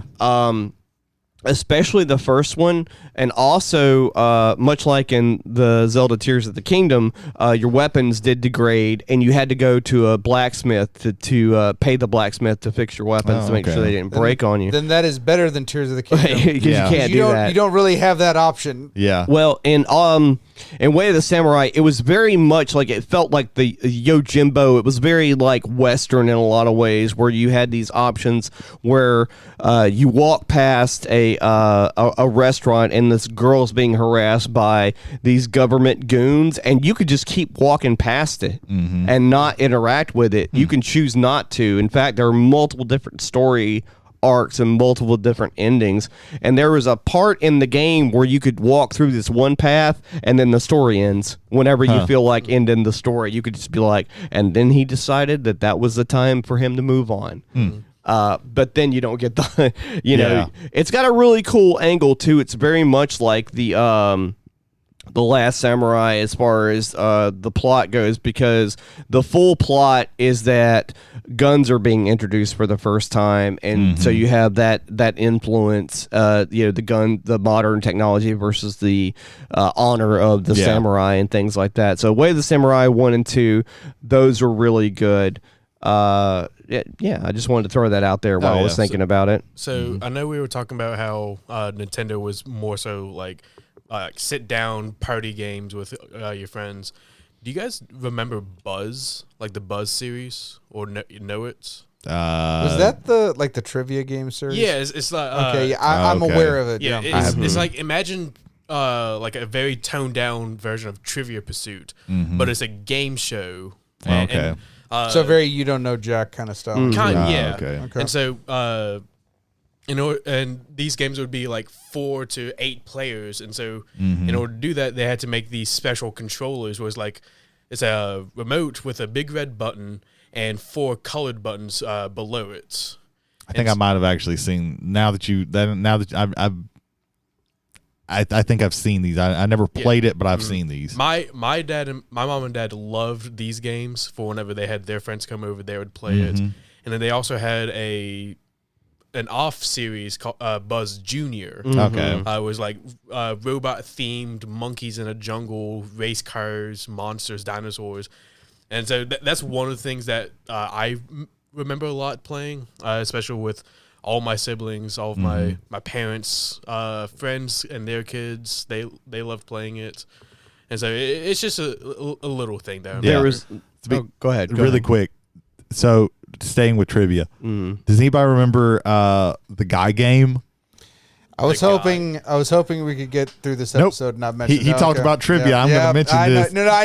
I knew there was blood in the water, but shitty trivia game that was interstitials with the girls at spring break, and the whole thing was like, oh, you might can see some titties. Well, the way it works, the more the group gets questions right, the more the stiffometer. I remember this specific. This was played in the dorm. Yeah, for obvious reasons. Of course it was. Yeah. Right. Yeah. And then if you maxed it all the way out, it started with like a full-on like sensor bar, and then it just became a blurring, and then finally you just see titties. Yeah. Yeah. The problem is you can't find that game anymore. Do you know why? Because at least one of those girls that did the whole spring break thing was underage. Whoops. And to me, neither of these ameliorates any guilt on this. She either lied to them, whatever, you should have done a better job, period. Yeah. Or 2, they knew about it and just let it through. Yeah. Which is also bad. Which is obviously worse, but this is going. I don't prefer either of these, but if between negligence and evil, I usually put evil above stupid. So you're not doing right. Yeah, you just wanted to just do this. On a less nefarious note, there was another game that was sort of in that vein called BMX XXX or some shit like that. Oh yeah, this is so. One of my favorite extreme sports games was Dave Mirra BMX. That's for the PlayStation 1. I think it's better than Tony Hawk. I loved that fucking. I love Tony Hawk, but like I really fucking loved that game on the PlayStation. Dave Mirra is good. Dave Mirra 2 was on the PlayStation 2, right? And then they were gonna make Dave Mirra 3, but then they decide, hey, let's be morally bankrupt and let's make BMX XXX, which is. Instead of trying to grind this high up rail that was really hard to get to, you had to go to the pimp, and he had hose. that, and this is their language, not mine. That he had to take to certain street corners. The language of Acclaim is nowhere. So you the had to language get. of So you Brady had to Davis. get the hoe on the back of your bike and ride them to the thing, and you unlocked Scores stripper videos.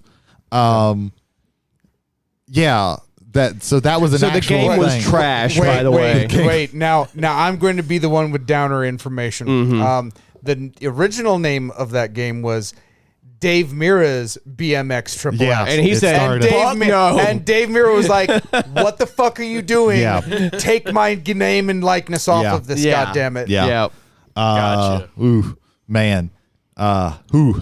On a lighter note, the PS2 continued on what the PS1 started in the rhythm game section, and I'm not talking about DDR, which there were DDR games on both the PS1 and the PS2. DDR started on PS1, but the first rhythm game, arguably, but the first rhythm game on the PS1, Parappa the Rappa, had a sequel on the PS2, as well as Jammer Lammy, which both of those games are fun, wholesome rhythm games. Yeah. As well as Gitaru Man, which I never got to play. That game is it's a very expensive game nowadays, but it's very unique rhythm game. Also, Bust a Groove, which was on the PS1, unfortunately did not get a sequel, but Frequency. And also Guitar Hero started. The first Guitar Hero was this man. I bought. Man, I remember seeing this in a fucking Best Buy, and I bought enough plastic guitars I still to buy a have real guitar. I still have several. I still have at least 3 plastic guitars. I have one in my home right because now.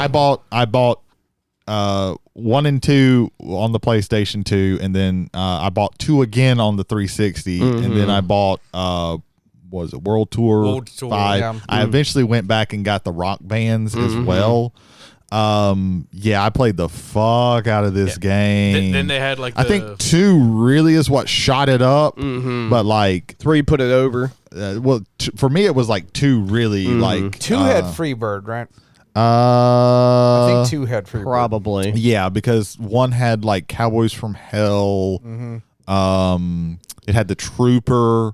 Yep. But That's it the also that's the Iron Maiden. Iron Maiden. Yeah. Yeah. I was thinking. I know Eddie. one of them had Run for the Hills on it. Run for the Hills was a later one. I think probably on 3. I think Run for the Hills was either on 3 or Guitar Hero 3 is my favorite with Cliffs of Dover.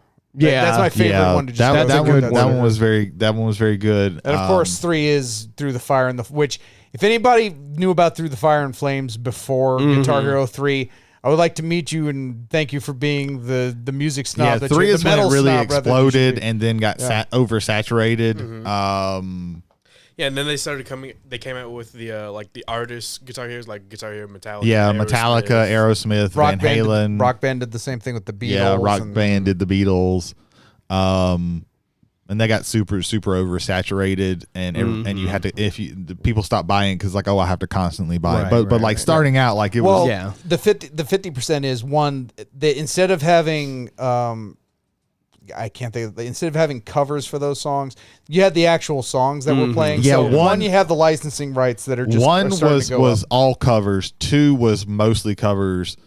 3, I think, started with the actual song. Like they got the licenses for the actual So, song. And here's a from then on, most of them were actual songs. So Guitar Hero 3 was my first one because, again, I was a Nintendo kid, so I had the Wii on that one.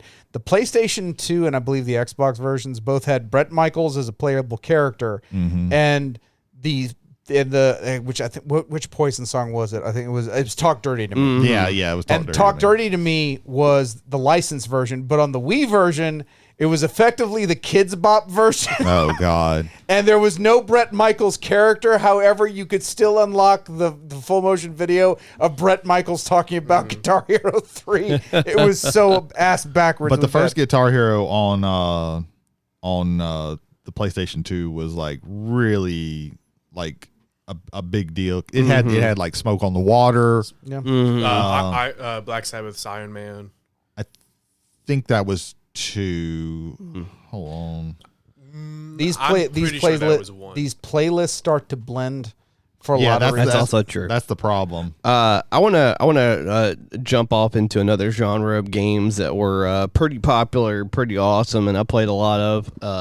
And I'm gonna start with one of the best.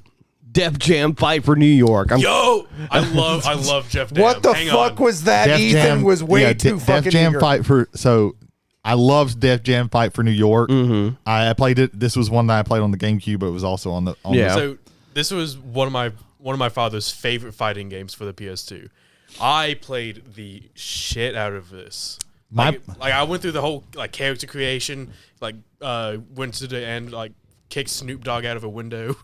I'm glad I didn't kick off with backyard wrestling and he got that excited because that would have been like really. Fight for New York annoyed me for a couple reasons. Mm-hmm. One, when my creator guy was a high flyer and it was super hard to actually knock somebody out as a high flyer. It was. And then two, it had this weird save thing, and this could have been just on the GameCube. It had this weird save thing to where you had to, when you got in there, you had to load your stuff up and then save it, or else it would rewrite all your stuff. Like it wouldn't load up all of the characters that you would unlock. Right. So you had to load them up and then save. If you just saved, it was just whatever's the last person that you unlocked. You just got like that was it. Like that's very. And when I found that out, I was like, I did that, and like I had just unlocked like Carmen Electra, and she was the only person that I had unlocked. And I was like, what the fuck is this? And I stopped playing the game. Yeah. That sounds tedious. Yeah, it was very fucking annoying. So I never finished Fight for New York, but I loved it. There were a lot of quirky fighting / wrestling games that was the second one. I think it was just called Def Jam Vendetta. Vendetta was the first one, and then they called it like Volume 3 was the third. One of my favorite non WWE wrestling games, which we will get into for sure.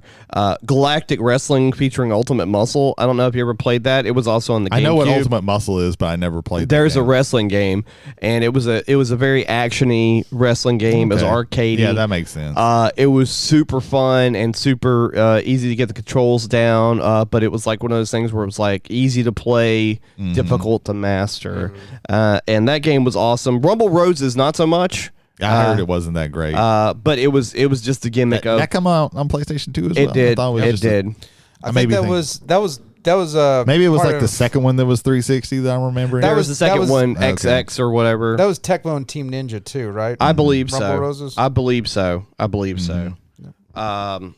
Yeah, Rumble Roses, and then you have Backyard Wrestling 1 and 2, which are not good games. Near the end of the PS2 cycle, and I'm going to go backwards on the wrestling games. Fire Pro returns. In the whole Fire Pro Wrestling starts before this, but this is the only one on the PS2 in America. Yeah. And it's basically just like the up until that point, the newest Fire Pro game. And if you ever played any of the Fire Pro games, they were more of a simulation than they were an actual like action wrestling game.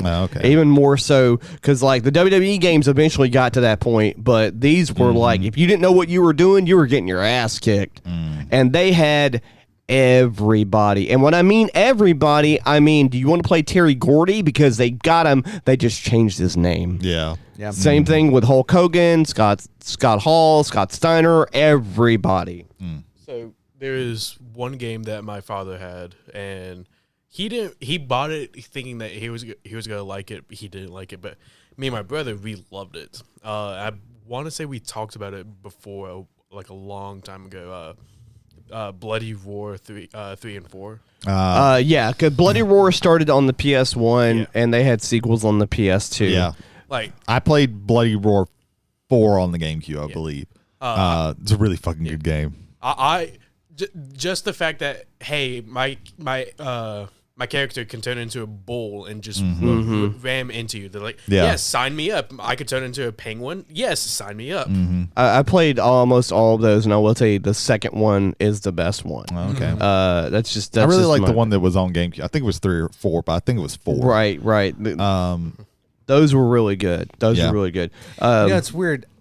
That whole era for me, not just on the PS2, but like on other game consoles as well, with as many fighting games as was coming out. There were a lot. The only game and this is going to sound so purient because of what we've already said, but the Dead or Alive fighting games are the only ones I really recall playing at that time. Because women with large breasts and skimpy clothes. Okay, it's there.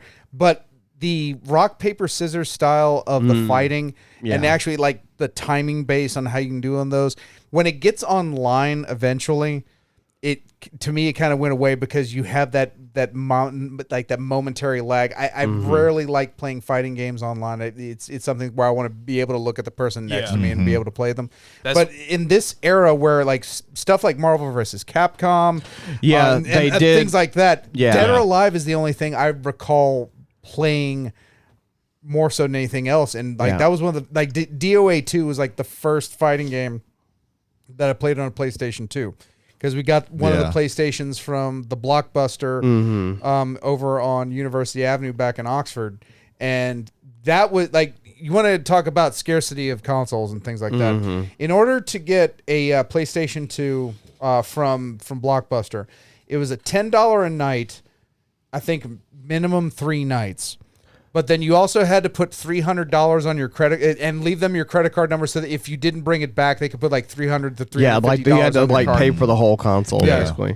Yeah, if you were late. Even if you brought it back, that charge was going to be... And like the manager of the store would have to fucking undo that and shit. It was an act of God to get a console. And I think in like the first month or so, like they weren't even undoing those charges. And like, so it was vicious. But if you want to talk about shortages of consoles, PS2 had it as well. Fighting games, and I do want to touch on the WWE games in a minute, but yeah, fighting games for me, it was I played Soul Calibur 2. Yeah, I played that one on the GameCube. That one was on multiple consoles. Thankfully, those were fun. Yeah, it was usually, and I never played on the PlayStation or the Xbox, but it was from what I remember, the one on the game on the PlayStation 2 was considered to be the lesser one, generally. Probably they each had their own like character exclusive too. Yeah, because one of the big reasons because it had Heihachi, and Heihachi is a hand-to-hand fighter in a fighting game about weapons. Right. His special weapon that you could find in the quest mode was all just like different bandages. I want to say hands. The Xbox was Spawn, and then Link was in game. So you got Link and Spawn, and then you got a guy who was in all of the other games. Was in another Namco fight. Right. Yeah, Tekken. Yeah, Tekken. Right. Which I didn't play much. I played Tekken 1 and 2 quite a bit on the PlayStation. I never played Tekken all that much. Was Tekken Tag the only Tekken game on the PS2? I want to say there was Tekken 4. Tekken 4 at least would have to be. Yeah. Would you look that up, Ethan? I'm not sure, to be honest with you. We were blessed. I just never played any of them on the PlayStation 2. Up in the fourth floor of the student union at Ole Miss, we were blessed with a place called the Southern Breeze, and like you could have like nachos, hot dogs, snack stuff up there. But we had a fully working Tekken 4 machine and a fully working SoCal 2 machine. Oh yeah, and many hours between that. The air hockey table and the pool tables, we were up there like every day. That was a weekday. Tekken 4, 5, and tag tournament. Wow. Yeah, tag tournament was like early. Yeah, I want to say Tag Tournament was a launch. It might be a launch title, or it was very close early to launch. But yeah, that's cool. But if you wanted to have like street fights, and it was an early PlayStation 2, you could play the Bouncer, or you could not. Or you could not. It wasn't an immediate launch. I remember that on. one being like a very anticipated game, and then it came out, and everybody's like, "Oh, this game sucks." Well, it was the first game from Square. Yeah. That was going to be on the PS2.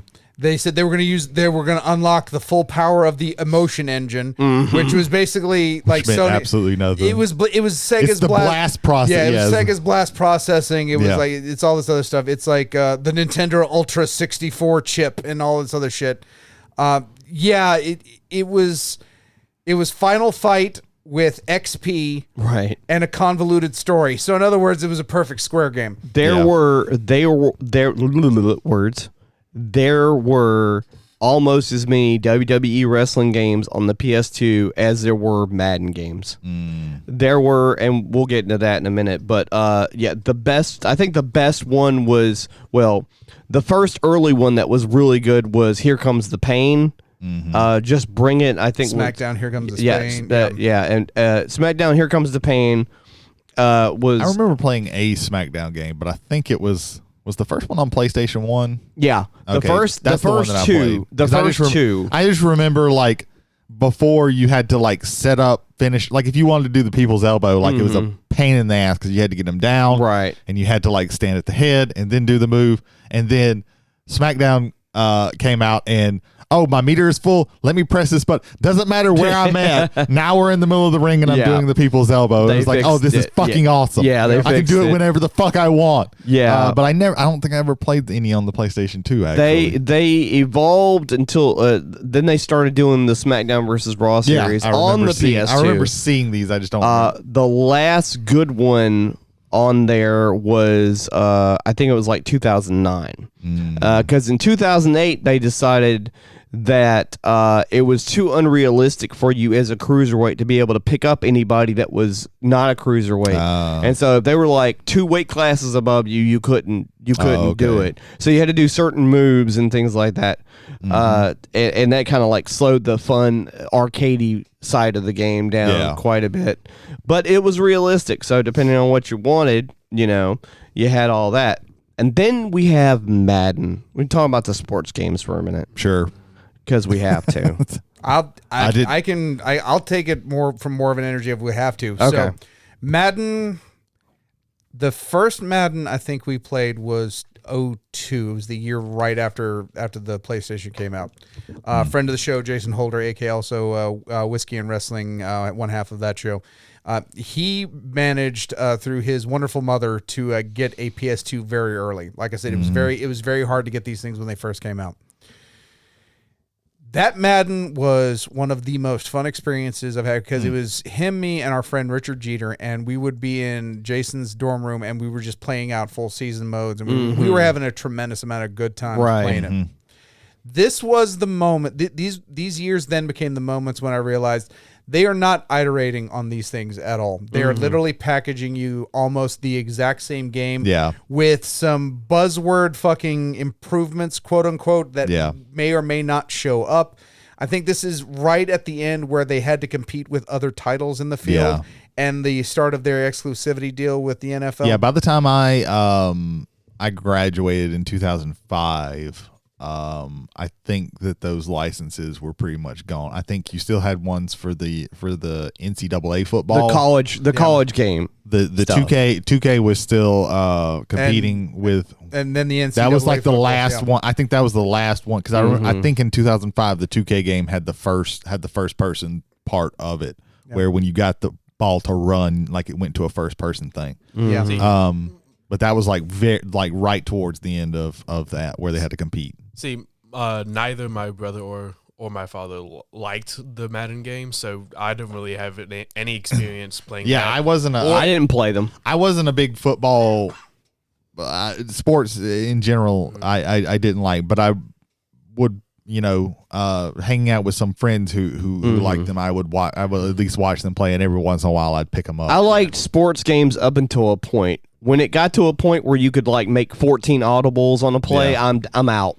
And I remember the only difference about any of the Madden games that I remember was one year there was one where you had the QB vision where you had to move one stick to that, I think, or else he wasn't like accurate. They did that for several years of it, and at earlier levels it gave you a bonus too, and then in later levels you had to actually line it up in order to do that. I think that what they ended up happening with that is that they just kept the bonus part of it and got rid of the penalty part of it because it's another stick that you have to worry about.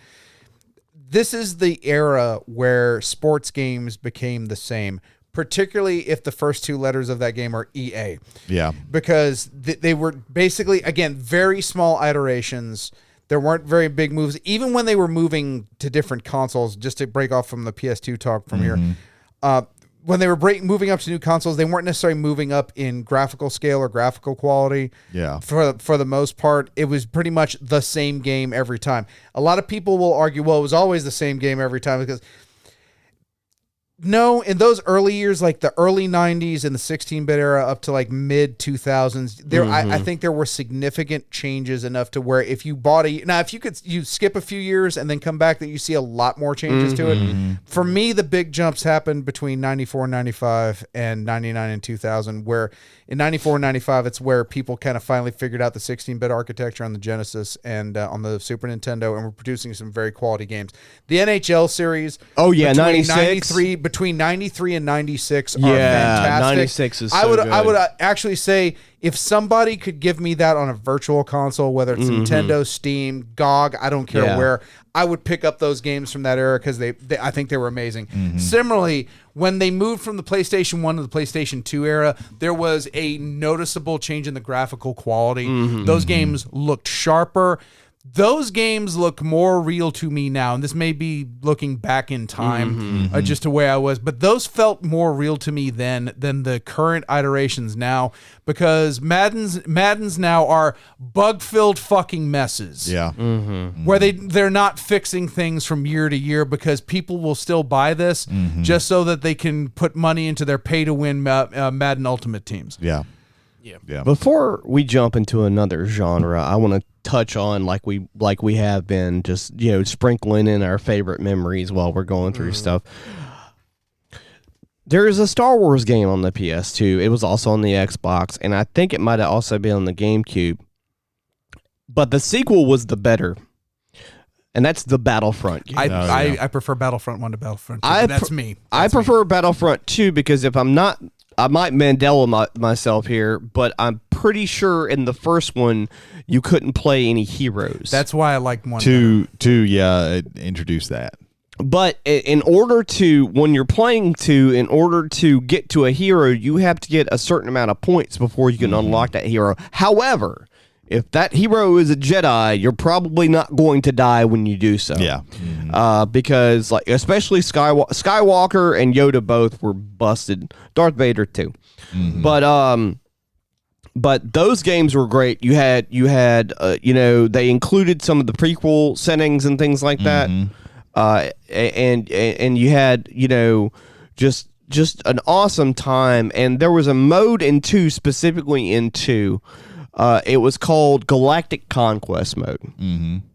And the way it worked, there was one thing they got wrong in that game, and that was like air flight stuff, like the ship battles. It is very difficult to put a flight sim inside of a first-person shooter. Yeah. Right. There was a point in one of the conquest mode levels where you had to fly a vehicle from one starship to another and get inside a destroyer and get it from the inside or whatnot. And that was a little bit of a pain. But besides that, Galactic Conquest mode was like you pick a planet.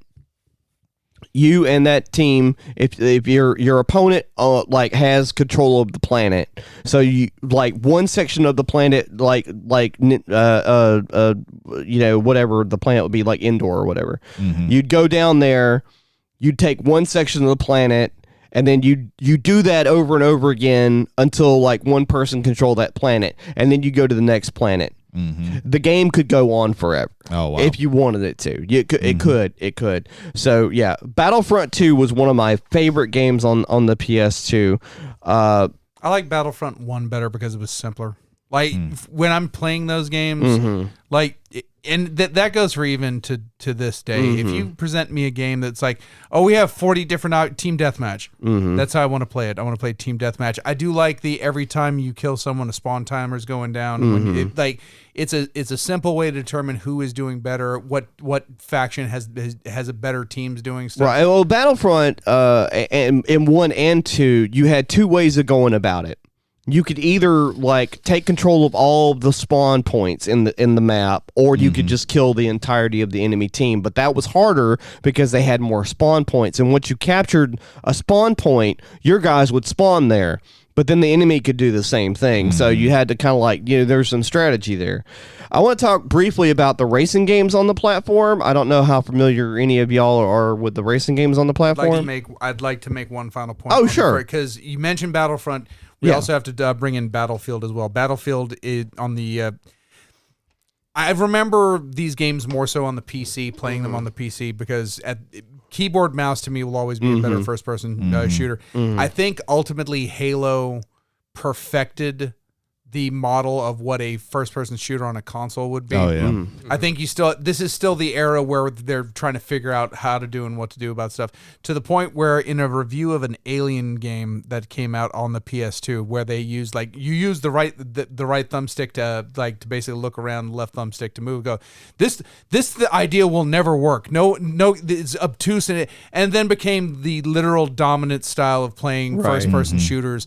For till now, if you're playing it on a console, left to move, right to look, right to aim, Well, we can go ahead and talk about FPSs on the PS2 if you want to do that. I just want to briefly touch on Battlefield, which is what Battlefront comes from. It was a very good series. Battlefield Vietnam, was one of the first times do we want to of the that's when the wars were starting to get closer and not just World War II replayed over and over again. There was a moment in time where FPSs were all World War II and we were sick of it and we were ready to move on, and then they went super hard into the future. Medal of Honor is a standout. I want to touch on that real quick. But just to set the stage, Medal of Honor, and then about half the team breaks off and creates this company called Infinity Ward, and then creates a video game series called Call of Duty. Right. Call of Duty starts around this time, so if you love it or if you are sick of it, this is the time frame where you have to go back to and assassinate people. So people lost their shit. Medal of Honor started on the PS1. Yeah. And it was really good. It was fun. It was focused on just you'd have to take your time. You couldn't just run and gun because you never know when those Nazis might be around the corner throwing grenades at you. When Medal of Honor, I can't remember the name of it, but the first Medal of Honor game came out on the PS2. Everybody lost their shit in a good way. I think it was just called Medal of Honor. It might have been Medal of Honor. Because you start off on Normandy Beach. Yes. And bombs are going off left and right. People are dying in front of you. You're trying to run so you don't fucking die, because you could die. Yeah. Your character could die on the beach if you weren't moving the whole time. And that was an experience like no other at that point in time, that Medal of Honor. And then at Call of Duty, I think also debuted on the PS2 as well. I want to say. I think the later ones on the PS2 were known were better thought of. I think there was one called Big Red 1. Well, there's Call of Duty 2. I think Call of Duty 3 was the first ones that appear on the generation following. So PlayStation 3 and Xbox. I want to say 4 was on the PS2. They may have done a back version of it. 4 came in. 4 was the next generation, definitely. Yeah, because that was Modern Warfighter. Because it was definitely on 360. Yeah, and it was definitely on PS3. Yeah. Can you look up and see if Call of Duty 4 was on the PS2? Yes. A lot of that would happen because there was a long because the PlayStation 2 lasted forever. I want to mention that real quick too. So I was talking to my buddy Chad outside, who's a Pokemon player. And also a video game nerd, and I was telling him, hey man, you want to hear something funny? The PS4 came out in 2013, right? He goes, yeah, the last PS3 game came out in 2020. And we're going to get that again, and I think the PS4 might actually go a little bit longer than 7 years. Because I don't think it's going to go longer than because the PlayStation 2 was well into the they finally stopped making games for it well into the PlayStation. They just shut down the PS3 digital store this year. Yeah. So that's pretty nuts for a console that came out in 2006. But I know or 2005. So one of the with the Guitar Hero stuff, one of the last things that they did was DJ Hero, and this was right before it died, which is actually a pretty good game. I have it that people were sick of. We were just sick of peripherals by then. It came out on the PlayStation 2 as well. Okay, and this was pretty late into they were still making big things for the PlayStation 2 very, very late. Yeah, I believe which that. Is crazy. Yeah, it's crazy how far they went with it. Yeah, I want to touch real quick on the racing games because we don't want to be here all night. Some of the bigger titles that came out on one of my favorite racing games of all time is actually Midnight Club 2 on the PS2. That needs to come back. Midnight Club 2. Midnight Club needs to come back. Midnight Club was really good. I've never played a Gran Turismo game my entire life. No, I never liked the simulation style racing games. I wish that I ever played. I wish my buddy Tim Moore, who's a Apache pilot in the Army, actually, he was all about simulation racing. Like he had both Gran Turismo and Forza. So he had both the PlayStation and the Microsoft side of things, which of the two, I prefer Gran Turismo for the most part. The pedigree for it. Forza is an exceptional game in its own right. What I liked about Gran Turismo, it's an overly cliche term, but it makes you feel like you're actually like your movements matter, like micro movements, like when you change to shift and all the other things, like that actually makes a big fucking difference. Before we continue into racing games, Call of Duty 3 was for the PS2. Call of Duty 3. What about Call of Duty 4? That was PS3. Okay. Yeah. Okay. PS3, Xbox 360. Gotcha. I know, because I knew Call of Duty 3, I think, may have also bled onto the PS3. It might have been on both. Yeah. Because it released. I think 3 was subtitled Big Red 1, and then 4 was Modern Warfare. Yes. Okay. My favorite Burnout game is on the PS2. There's actually 3 Burnout games on the PS2. Burnout 3 Takedown. I love and Revenge. And Revenge. I never got around to playing the Burnout games, and I really... Oh, they're really good.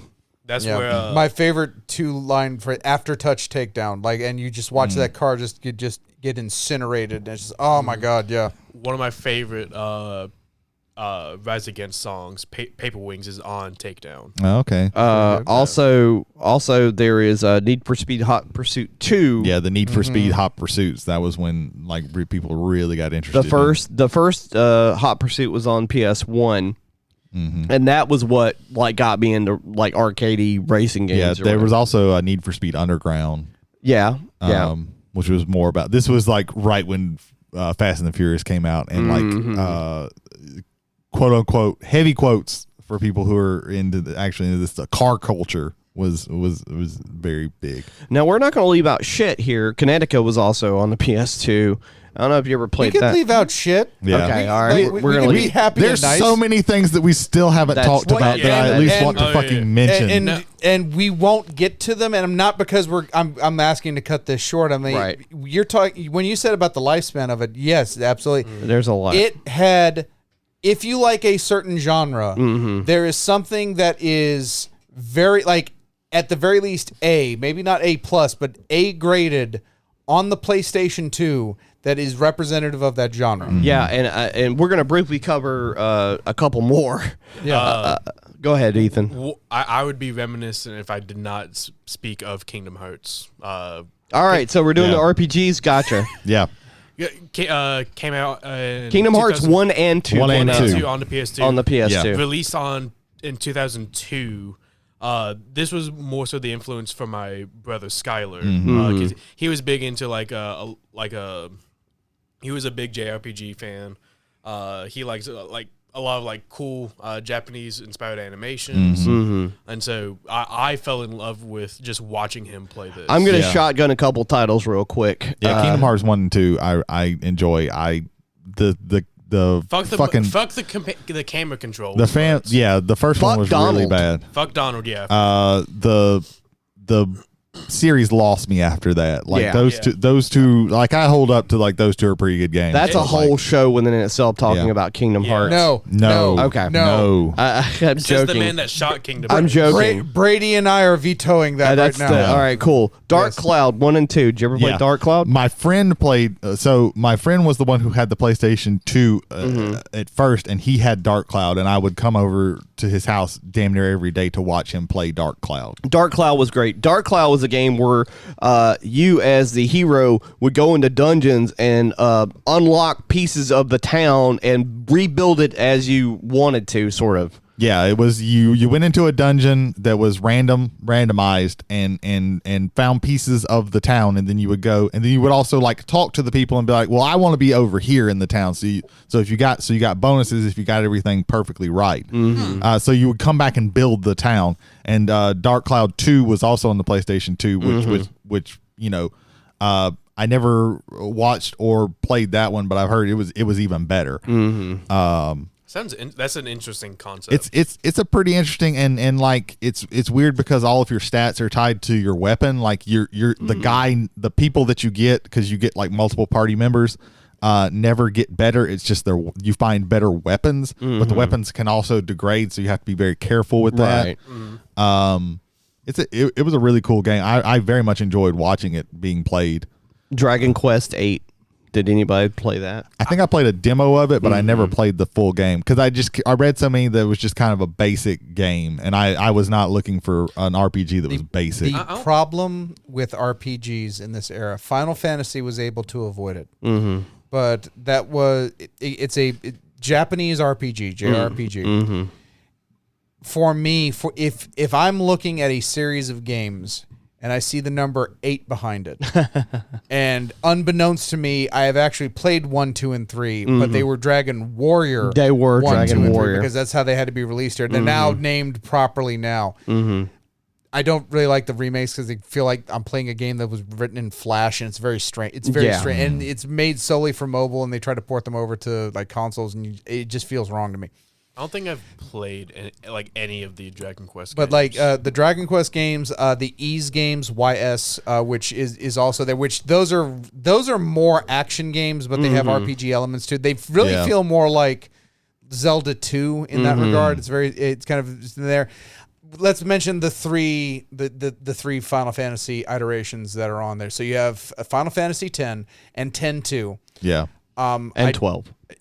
And 11. You also 11 was technically 11 on was there. an online game, 11, yes. But it is a Final Fantasy game. That is true. In both name and in number. That too. is true. So, and that'll lead into another point. But with 10, that's where it started with me for 8. And then I thought 10 might bring it out of the, and it really didn't, because these games are not being made for me. Yeah. It was shock for me when a decade later, Final Fantasy 15 brought me back. It completely brought me to the point where I bought all of the pixel remasters of 1 and 6 just so I could be able to redo those again. 10 is where you have, for me personally, 10 is like 12 brought me back, because I'm going to tell you that 10 and 10-2, 10 had the best ability system, and 10-2 had the best battle system for me up until that point, but the story was so fucking muddled in 10 that I was like, what the hell's going on? Yeah. I love Final Fantasy 10. I actually really enjoy it. Final Fantasy 12. A lot of people were I liked annoyed 12 by because it was so different. I like the eventual remakes with Zodiac Age. Yeah, I think the Zodiac Age is absolutely best. The best way to play that one, because in the Zodiac Age, in the original one, to basically level up and everything, you had a license board, and everybody was on the same exact license board. Now it's okay. You choose a main class basically, and here's your license board. Gotcha. Everybody can choose the same class, but it's not best to do that. And then you can also, there's like 12 of them, and each person can have 2. So now you have 2 separate license boards that this person has. So if you want them to be more of your magey character, you give them this license board, and then this license, and here's this other license board that can do different things. So it's but like the things like the summons and all those were all were all in there as well.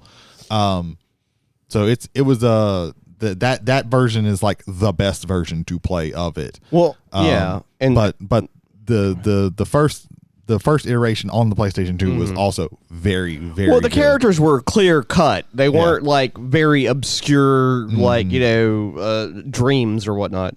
Also, so go ahead. The thing that brought people, in my opinion, to 10 is the thing that brought me out of 10, and also 12.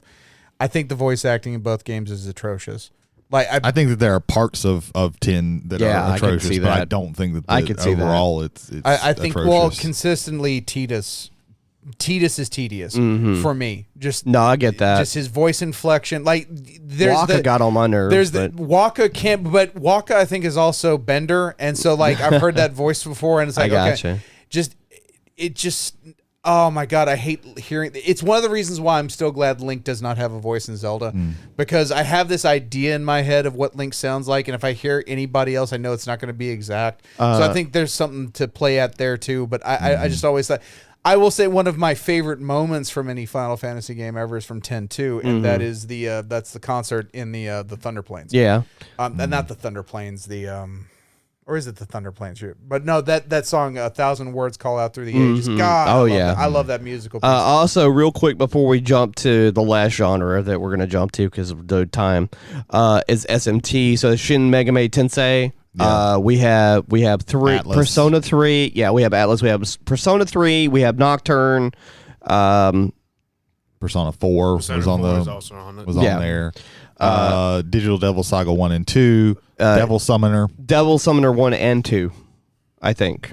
Or I could be wrong. It was just one. Might have been just the one. I think it was just one. You listed out like I have played Persona 3 and Persona 4. I have Digital Devil Saga 1 and 2. It really, I kicked myself because I never got around to buying Devil Summoner. It was more of an action RPG. Yeah, it was. It was kind of more like a Kingdom Hearts type thing. Are the Persona games like good? Because I 3 and 4 are excellent. They are a time sink. So the first, it's really actually first 3 because Persona 2 is 2 parts. Persona 3 starts with, okay, there's 2 halves. There's going into a dungeon, and then there's spending time throughout the day. And you only have so much time to do certain things, and you're making social links with different people. So, okay, I have to go to school at this time, and I might have to take a test that makes my intelligence go up or something like that. And okay, now I have this school activity where I'm going to meet this person, and it's going to make my links in this certain type of persona stronger. And I'm also going to have all my party members, I'm going to have social links with them, so I have to meet up with them afterwards. So you have to schedule things. And that's what Persona basically 3, 4, and 5 have done, is that you have this social link component where half of it you're basically playing like a social simulator where you have to go and spend time with people to get them up. Because if your party members, if you get their social links all the way up, they get a more powerful version of their persona. Whereas you, certain types of persona get more powerful because the protagonist can always switch their persona to whatever they need. I ask because I know Persona 5 is on the Switch, and it's one of those games that I don't really know much about. If you can get Persona 5 Royal, which they all 3 of them had Persona 3 actually had 3 different versions. You can get that secondary version. It's going to be the better version of that game. So it's like there's the original, and then there's Persona 5 deluxe. Specifically, there's Persona 5, Persona 5 Roll. There's Persona 3 FES, and then there's Persona 3 Portable, which actually came out on the PSP. That's what I've heard is the best version. But that's probably the hardest version to get. Gotcha. But no, I think they actually the Persona 3 Portable and there's Persona 4 and then Persona 4 Golden, and I think both of those versions are actually on the Switch now. So if you want a really in-depth RPG, you gotta if you want to max things out, you gotta schedule. If you want an in-depth RPG that has elements of a second type of game, this is going back to PS2. This is the era where I think Atlas came into its own, because Atlas existed before the PS2. Yes. But when you talk about the Persona series, Shin Megami Tensei, and Digital Devil Saga, I think it's when they became the preeminent RPG plus. Yeah. Because it's not just about the role-playing game; it's also about the social dynamics, social interactics, and these things, which I think is very well done. I think it's been perfectly refined in 5. He says Persona 4, and I think if you want to jump right in now, Persona 5, you can play Royal. Any of them that you can get a touch with are good because they're all completely separate stories. Okay, but but I think Persona 5 Royal. Persona 5 Roll is very, very good. It's perfect to get I'd into. also say throw my hat into the into the mix here and say Nocturne which is Shin Megami Tensei 3. They remastered it recently on the Switch. Yeah. Gotcha. It does not have all the social link stuff. Like if you don't want to do all that extra work, all you gotta do is capture monsters and smash them together. I will also tell you, like, the Shin Megami Tensei games tend to be very hard. Yeah, they are the harder RPGs. I think Persona 5 is not as hard as some of the other ones. But they can be very, very hard. Shin Megami Tensei also is Nocturne, I've heard, is very hard. It is because it's not just about leveling up. No, it's also about going into the fights with the right composition and knowing what to do. Yeah, because you recruit demons to your side, and you can merge them later. Gotcha. Yeah. But Persona 3, you summon your persona by shooting yourself in the head. I have seen that a lot. I have seen that. So like there's a lot of edgy stuff in there, and I actually really like that. Like they're one of the main final personas that you get is literally called Messiah, and I think the main bad guy looks very much like Jesus. There's a lot of like edgy stuff in there. So Xenogears evolves in the Xenosaga 1, 2, 3. We're not gonna. I mean, we can, but yeah, the Xenosaga like. I really hate that like 3 you can't find anywhere because 2 wasn't as good. Because 2 wasn't as good, and I think that they made much fewer copies. I kick myself every time I think about it because I could have bought that at GameStop for $20, and now I cannot get it at all. Yeah, unless you throw a ridiculous amount of zeros behind that 20. Yeah. You want to pay about $300 for a game. Real quick, there is the.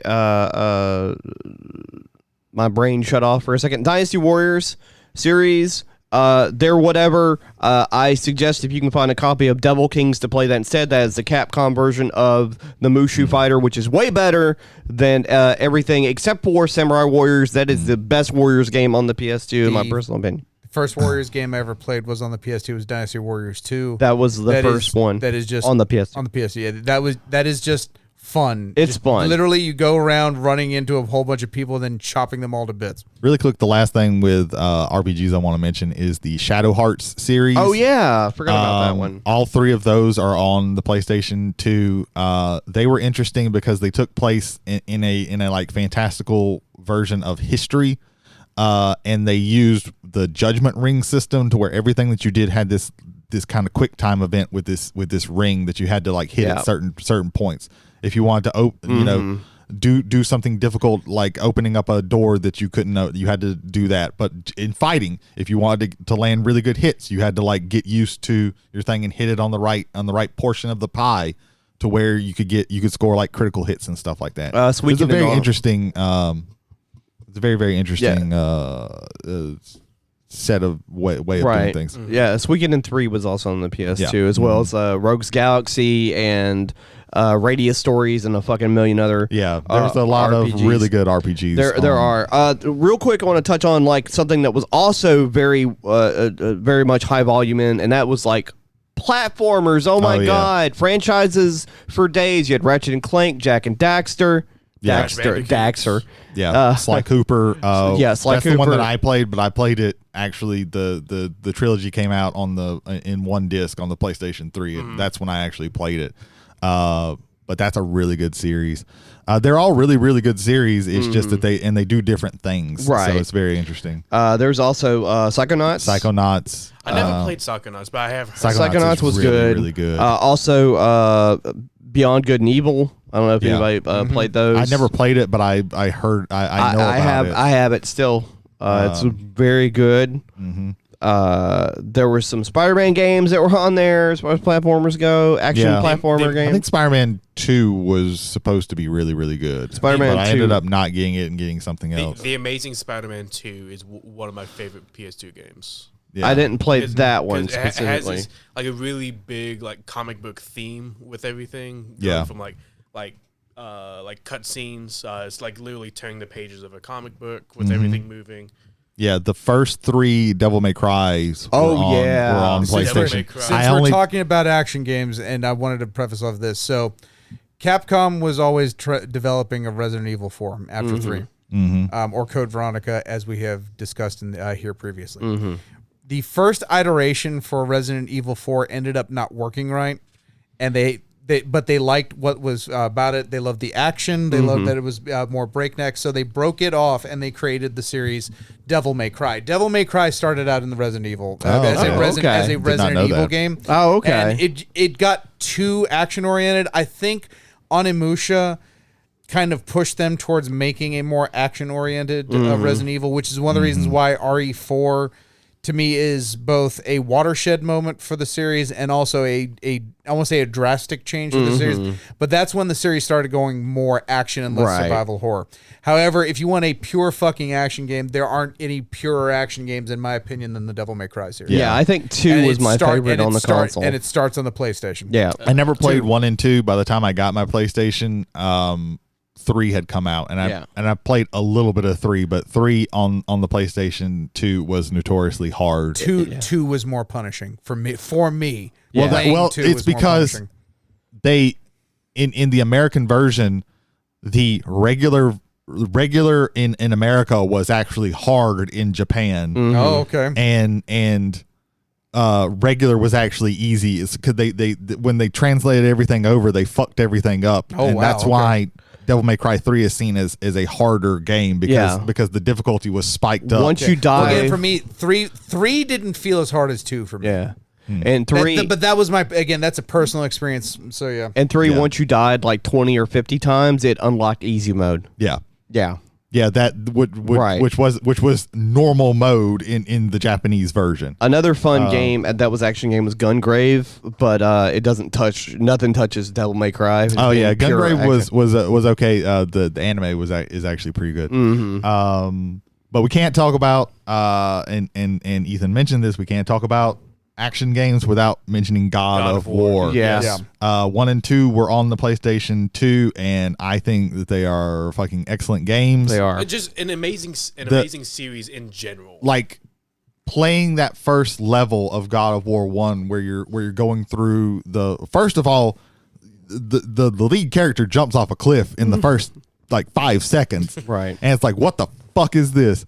And then you're on the boat, and the Kraken. Or it wasn't the Kraken. No. It was the Hydra. The Hydra is attacking, and like that was to me that was a mind blowing. Like this is shit that I have never seen before. Like this was cinematic because like you had to fight it all the way through. Like I had never fought a boss all the way through a level, and then this humongous fucking thing that you have to fight at the end, and okay. I have the 2 heads, and now I have to figure out. Okay, oh shit! I've got to kill the 2 heads, because if it's just knock down their health, they get right back up. So I have to like smash their heads down, and then I can fight the big one. And then I go in, I crawl into the thing and get the fucking key. It's like, oh my fucking god! Like that, like it was just fucking mind blowing what they did with that. Yeah, and like those first 2 are like excellent. The third one I think was they got. Third one was PS3. The third one was on the PS3, but they got like the story wise and the character of Kratos got to be a little wearing thin, but I think that they steered the ship a little bit much better in the ones that were on the PlayStation 4. Another grandiose game was Shadow of the Colossus. Oh yeah. I never played it on the I played the remaster on the PlayStation 4. And let's also mention, because this is Team Eco, let's also mention Eco and their Ico. I never played Ico. I had no interest in playing Ico. I've been told we've been pronouncing it's Eco. I'm gonna say Ico. I'm intrigued to try and play it because I feel like I played the entire like series backwards because I got The Last Guardian 1 year for Christmas, and then I most recently played Shadow of the Colossus. That game was delayed through 2 console cycles. Oh yeah. Which, by the way, the Shadow of game. Colossus remake fixes a lot of the issues that I had with the original Shadow of Colossus. I would definitely say do the remake version. Yeah. You're not doing yourself any great service by going back in history. No. But Shadow of the Colossus was like, it was pushing the hardware of the PlayStation 2 hard. But it was very impressive. How about you have a game where it's just you fight a boss? Like that's the only thing that you do. 12. Was it? I think it was 12 or 13. I can't remember. I think it's 12, and then I thought it was I don't want to go. 6. I'm not going any further because I'll give a spoiler for that game. Because and that's a game again. Play the remake instead, but I think that's a game everybody needs to have played. Yeah, that's that. Yeah, like I said, I've only played the remake. I never got around to it. But both of my brothers played the original on the original PS2. I played the remake, and I love it. It's a very, very good game, and it's an interesting point of game design. Like it was one of the one of the very last PlayStation 2 games. It was near the end of the cycle for sure. I think it was 2008, something like that. It could have been 8 or 9. Well, PlayStation 3 is like 2005. Right. I don't think PlayStation 2 went It went at least 4 years. I don't think the PS3 was out when Shadow Colossus came out. I'm almost positive of that. I want to say it's 2005. Like 2005. 2005. So literally, so at the end of the PS2, the start of the PS3. Yeah. Well, I mean, the PS2 still had a couple more years, but yeah. I want to touch real quick. I know we've jumped a lot, but I forgot to mention this when we were talking about first-person shooters. Time Splitters 2, specifically.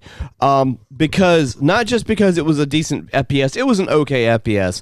It had a map editor, which you could make your own deathmatch levels. Oh. So that gives you all the extra play you ever want in a game where you can only play 1 or 2 people, and you could put bots in it. So you could play the game forever. Time Splitters, that was from the people that they like broke off because they had made Perfect Dark, yeah, right? they broke off from Rare. Yeah. Which were the people who made GoldenEye. So like it's that lineage of that. This to me kind of I think the first one was like a launch game for the PlayStation. I wouldn't doubt it. I think it was too. But Time Splitter 1. Yeah, I think this is a good launch point to go into. So this is the era of video gaming where consoles were starting to come online. And you kind of see that throughout here. Like for me, as far as like, again, I prefer the couch co-op with a lot, like especially fighting games, because like you're there with that person, you can engage that person right there. Oh yeah, I think there's a lot more fun to be LAN had parties. with that. You had to get Yep. 2 consoles and 2. This was with Halo though, so this is off. But you know, two TVs, two consoles. But even at the birth of it, like you still didn't have fully online games. Like later, you had to go like either get a modem adapter or what you probably got was the broadband adapter. Well, Halo 2 is when they launched Xbox Live, because Halo 1 didn't have internet. Xbox Halo Live, 2. This was actually when we started. Xbox Live starts a year before Halo 2 with Mech Warrior and I believe the attempts at an NFL franchise specifically for the Xbox, because they kind of shunned Madden and say, "Oh, we don't need. We got NFL fever," and then nobody bought it. Yeah. Yeah, and on the GameCube, it was Phantasy Star Online was like the first. What I was saying is like Halo 1 was not online. They didn't have live yet. Yeah. Now the PS2 had online capabilities, but I don't know, man. You had to buy the adapter or Final Fantasy 11, which came with the adapter for $100. You could get the game, and I think with a keyboard too, so that you could type at people. Possibly. I think the keyboard was an extra peripheral you had to pay $20 for. There was really only a handful of games that had online capabilities on the PS2. SOCOM. There was was the Resident Evil game that was complete trash. It actually wasn't that bad. The problem with it is that the connectivity didn't work. So like this is a online cooperative game, and you need everybody to work together. But if one person is a high ping bastard or HPV, it's like, okay, man, come on over. And then you see him and he just glitter stitch. It's like, oh God, what the like that was survival horror in and of itself. I think it was called Survival. It was Survivor. Survivor. They did 2 of those. Yeah. There is another feature that the PlayStation 2 had that, in my opinion, is what killed the Dreamcast. And that is it was a built-in DVD player. Oh yeah. And so again, let's set this in time. This is early 2000s, and you could buy a PlayStation 2 or you could buy a DVD player. Right. And if you liked video games, it was a better deal to get the PS2 because some DVD players were the same price as a fucking PlayStation 2. Or more expensive. And I've got to agree with you a little bit. Now, I'm going to go with you halfway on that, Jay. I think the other reason, though, is the same reason that the GameCube died, and it wasn't just because of DVD player. which I think the timing on that is partially, this is my personal opinion, partially true.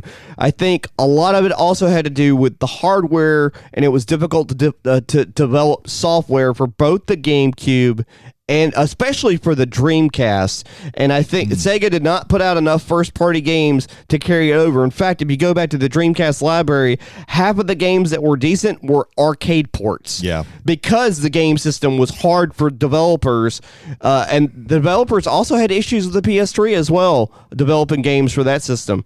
So I will say this. The GameCube did not fail like the Dreamcast did, and here's why. Because the GameCube then begets the Wii, then the Wii U, and then the Switch. The last console generation for Sega was the Dreamcast. There were no more Sega consoles after this. Nintendo stayed on, and the GameCube didn't do as well as the PlayStation 2. Right.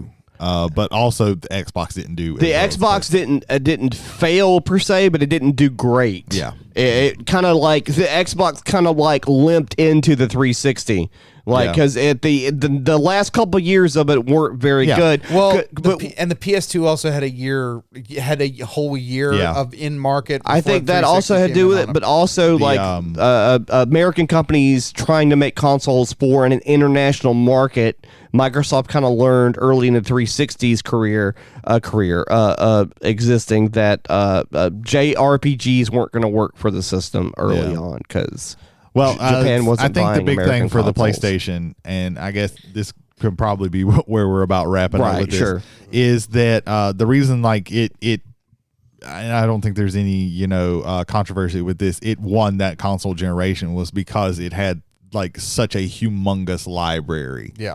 And a lead in on both. It had the lead in, and then it had this humongous library of we've talked, and there's things that we haven't even mentioned. Right, of course. I think I got it in at least most of what I want to talk about. I'm going to sneak 2 games in at the end, but I want to. I'm going to sneak one thing in too when he's done. But I don't think I have anything to sneak in. But yeah, it had.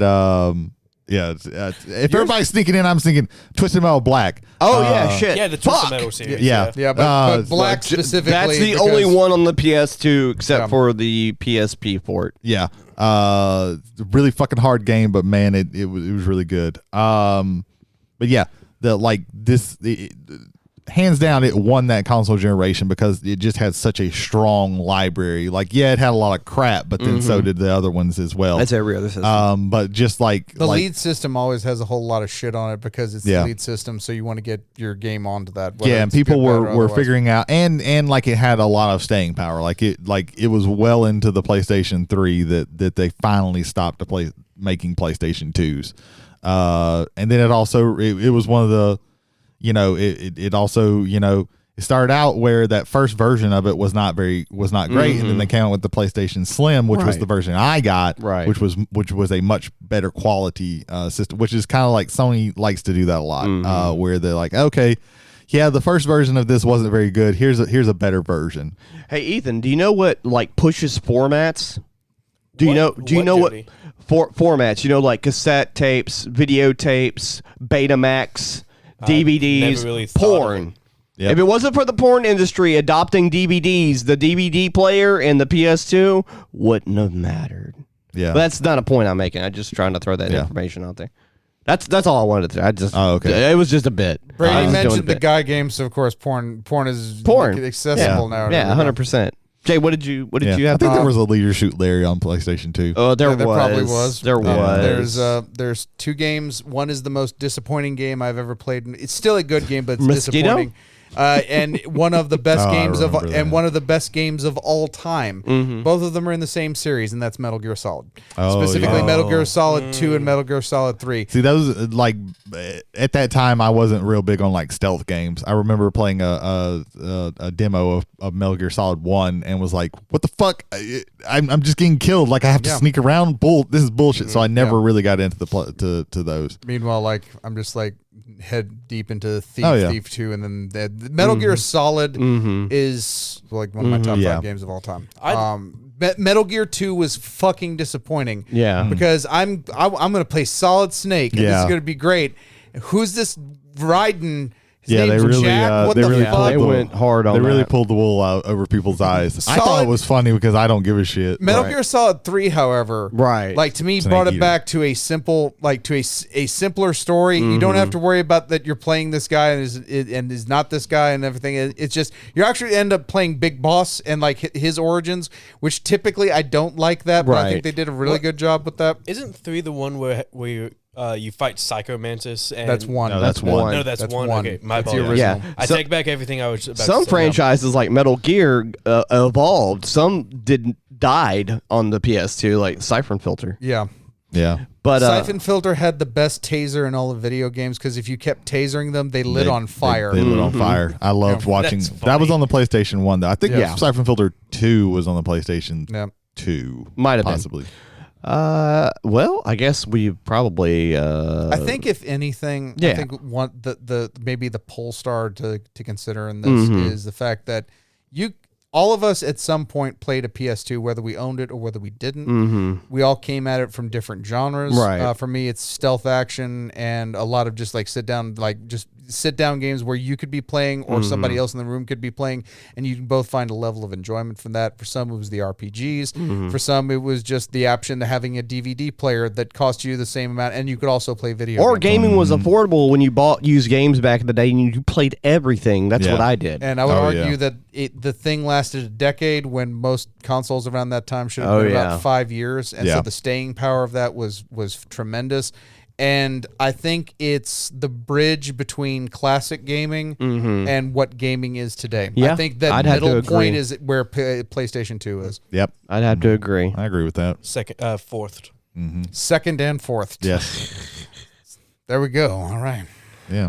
Silence Your Cell Phones is a podcast where Jared Hubbard and Michael Hill do not host the You got show. to keep the bit up. Yeah. Kevin Shelton and Jared Hubbard talk about movies, and they do a weekly show called Silence Your Cell Phones. It's on all the platforms. They do YouTube sometimes. And yeah, check them out. My condolences go out to Michael Hill and his collection of whiskey.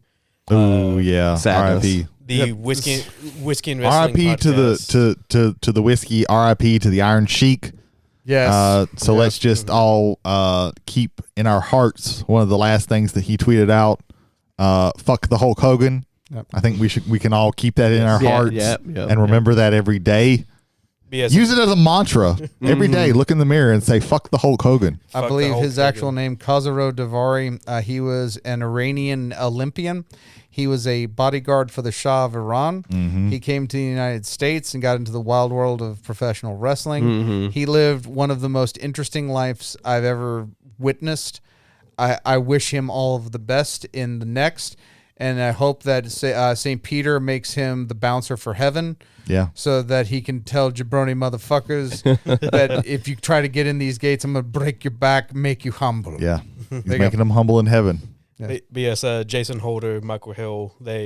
No, it's Jason Holder and Kevin Shelton. We Kevin- have to keep up the bit. My apologies. Jared Hubbard and Jody J.L. Kites. Look at you Jody maintaining Jail Kite. Look at you maintaining continuity on a bit. That's usually the opposite of what you do. Yeah, I know. It was great. All seriousness, Jason and Michael, they have whiskey and wrestling, or just now wrestling.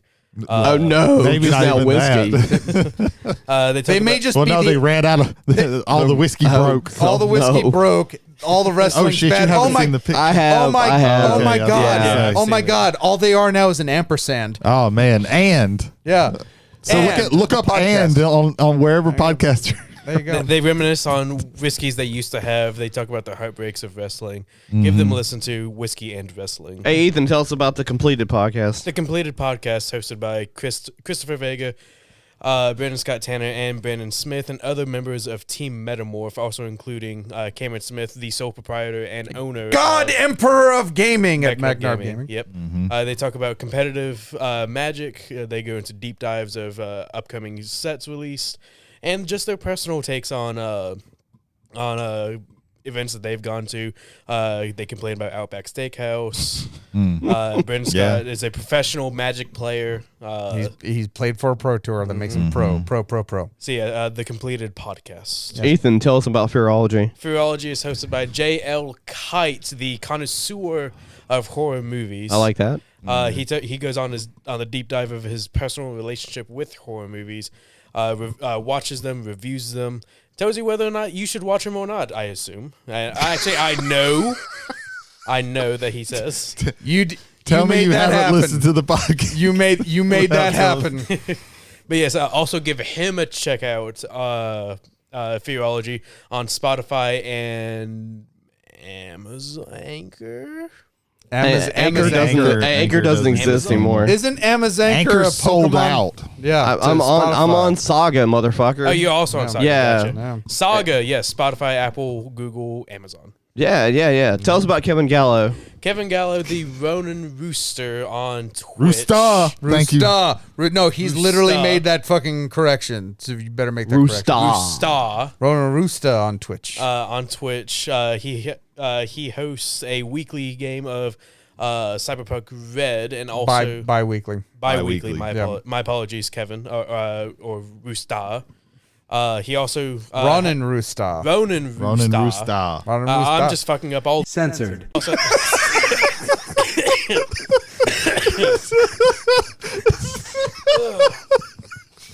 He also has a game. 4 people know what happened here, and no one else will. And it'll be a great day for all. This is heavy breathing. Yeah. He's on Twitch with Cyberpunk Red and the unofficial Pokemon RPG Poke Roll. Tuesdays on Twitch. Give him a check out. Don't forget about the VODs that are uploaded to YouTube and also Twitch. Watch the VODs on Twitch and YouTube. There you go. Jay, tell us about our other Twitch streamer. All right, April Duggan, also known as April Duggan, is at Ape's Place over on Twitch, where she is broadcasting some of the best horror games going today, along with Tears of the Kingdom, which in itself can be a great horror game. There's one enemy in that game that is terrifying, and it's fucking amazing. I love every bit of it. But yeah, that is Ape's Place on Twitch. I think mostly every day, except maybe Sundays, and sometimes she just takes a day for herself because twitching can be a twitch, especially now that Twitch doesn't want you to get your own people. You want sponsors. They made it you gotta really go through hard. Twitch, and or they want to make it very hard. Yeah. And I think that's. I mean, I've never seen a corporation commit suicide before, but this is the closest thing I've seen. Yeah, to that. I've seen a lot of people go to You YouTube haven't been streaming. paying attention to Twitter. Yeah, That's not suicide. That's hardcore drug use. Censored. You okay? You okay, Ethan? I'm not. He almost died. For Ethan Skinner, I've been Jay McCarthy. I'm Brady Davis. I'm Jody Kite. Be more nerd. Yeah. I'm Jody. I'm 50. Oh shit. 50. I forgot. 50, Go to 50, McNarb 50. Gaming. They have Yeah. everything that you need. Like food, toiletries, Canned drinks, sleeves, Deck boxes, more sleeves, dice. Owner and proprietor Cameron Alphonsus sole Spanier. proprietor. Sole owner and proprietor. He killed the other one in a duel. Battle of the Noses. No one can beat him. Greg, No one can beat Greg. No, Greg would have won that one. Okay. Easily. That's true. Greg can't cut off his nose to spite his face because he'd need a chainsaw. On that dud. Lead balloon. You'd have to know Greg. Yeah, that's If you knew Greg, you'd know it's because most people don't realize this. We actually record this inside of Greg's nose. That one's better. That's way better. Yeah, that's a good one. You brought it back. Back. So next week we haven't figured out yet. So good luck on that, guys. Yeah, there you go. All right. We had it figured out and we forgot. There you go. We did. Literally, Yeah. we had 2 weeks planned and we just say what? Oh, we just Gone said into fuck the it. ether. you were supposed to It's write it down. No, you were supposed to write it down. No, I was supposed to write it down. No, you were supposed to write it down. I asked Ethan to write it down. He said he's not in the docs. Well, remember he can't read. That's yeah. true. Yeah, so we Canonically, established that earlier in this episode. Yeah, it's All I canon know- now. I know that literary is a word. That's all. It is a It word. is a It is a word. There He you is go. right about that. Ladies and gentlemen, thank you for stopping by and enjoying the ride. Goodbye and good night. Bye.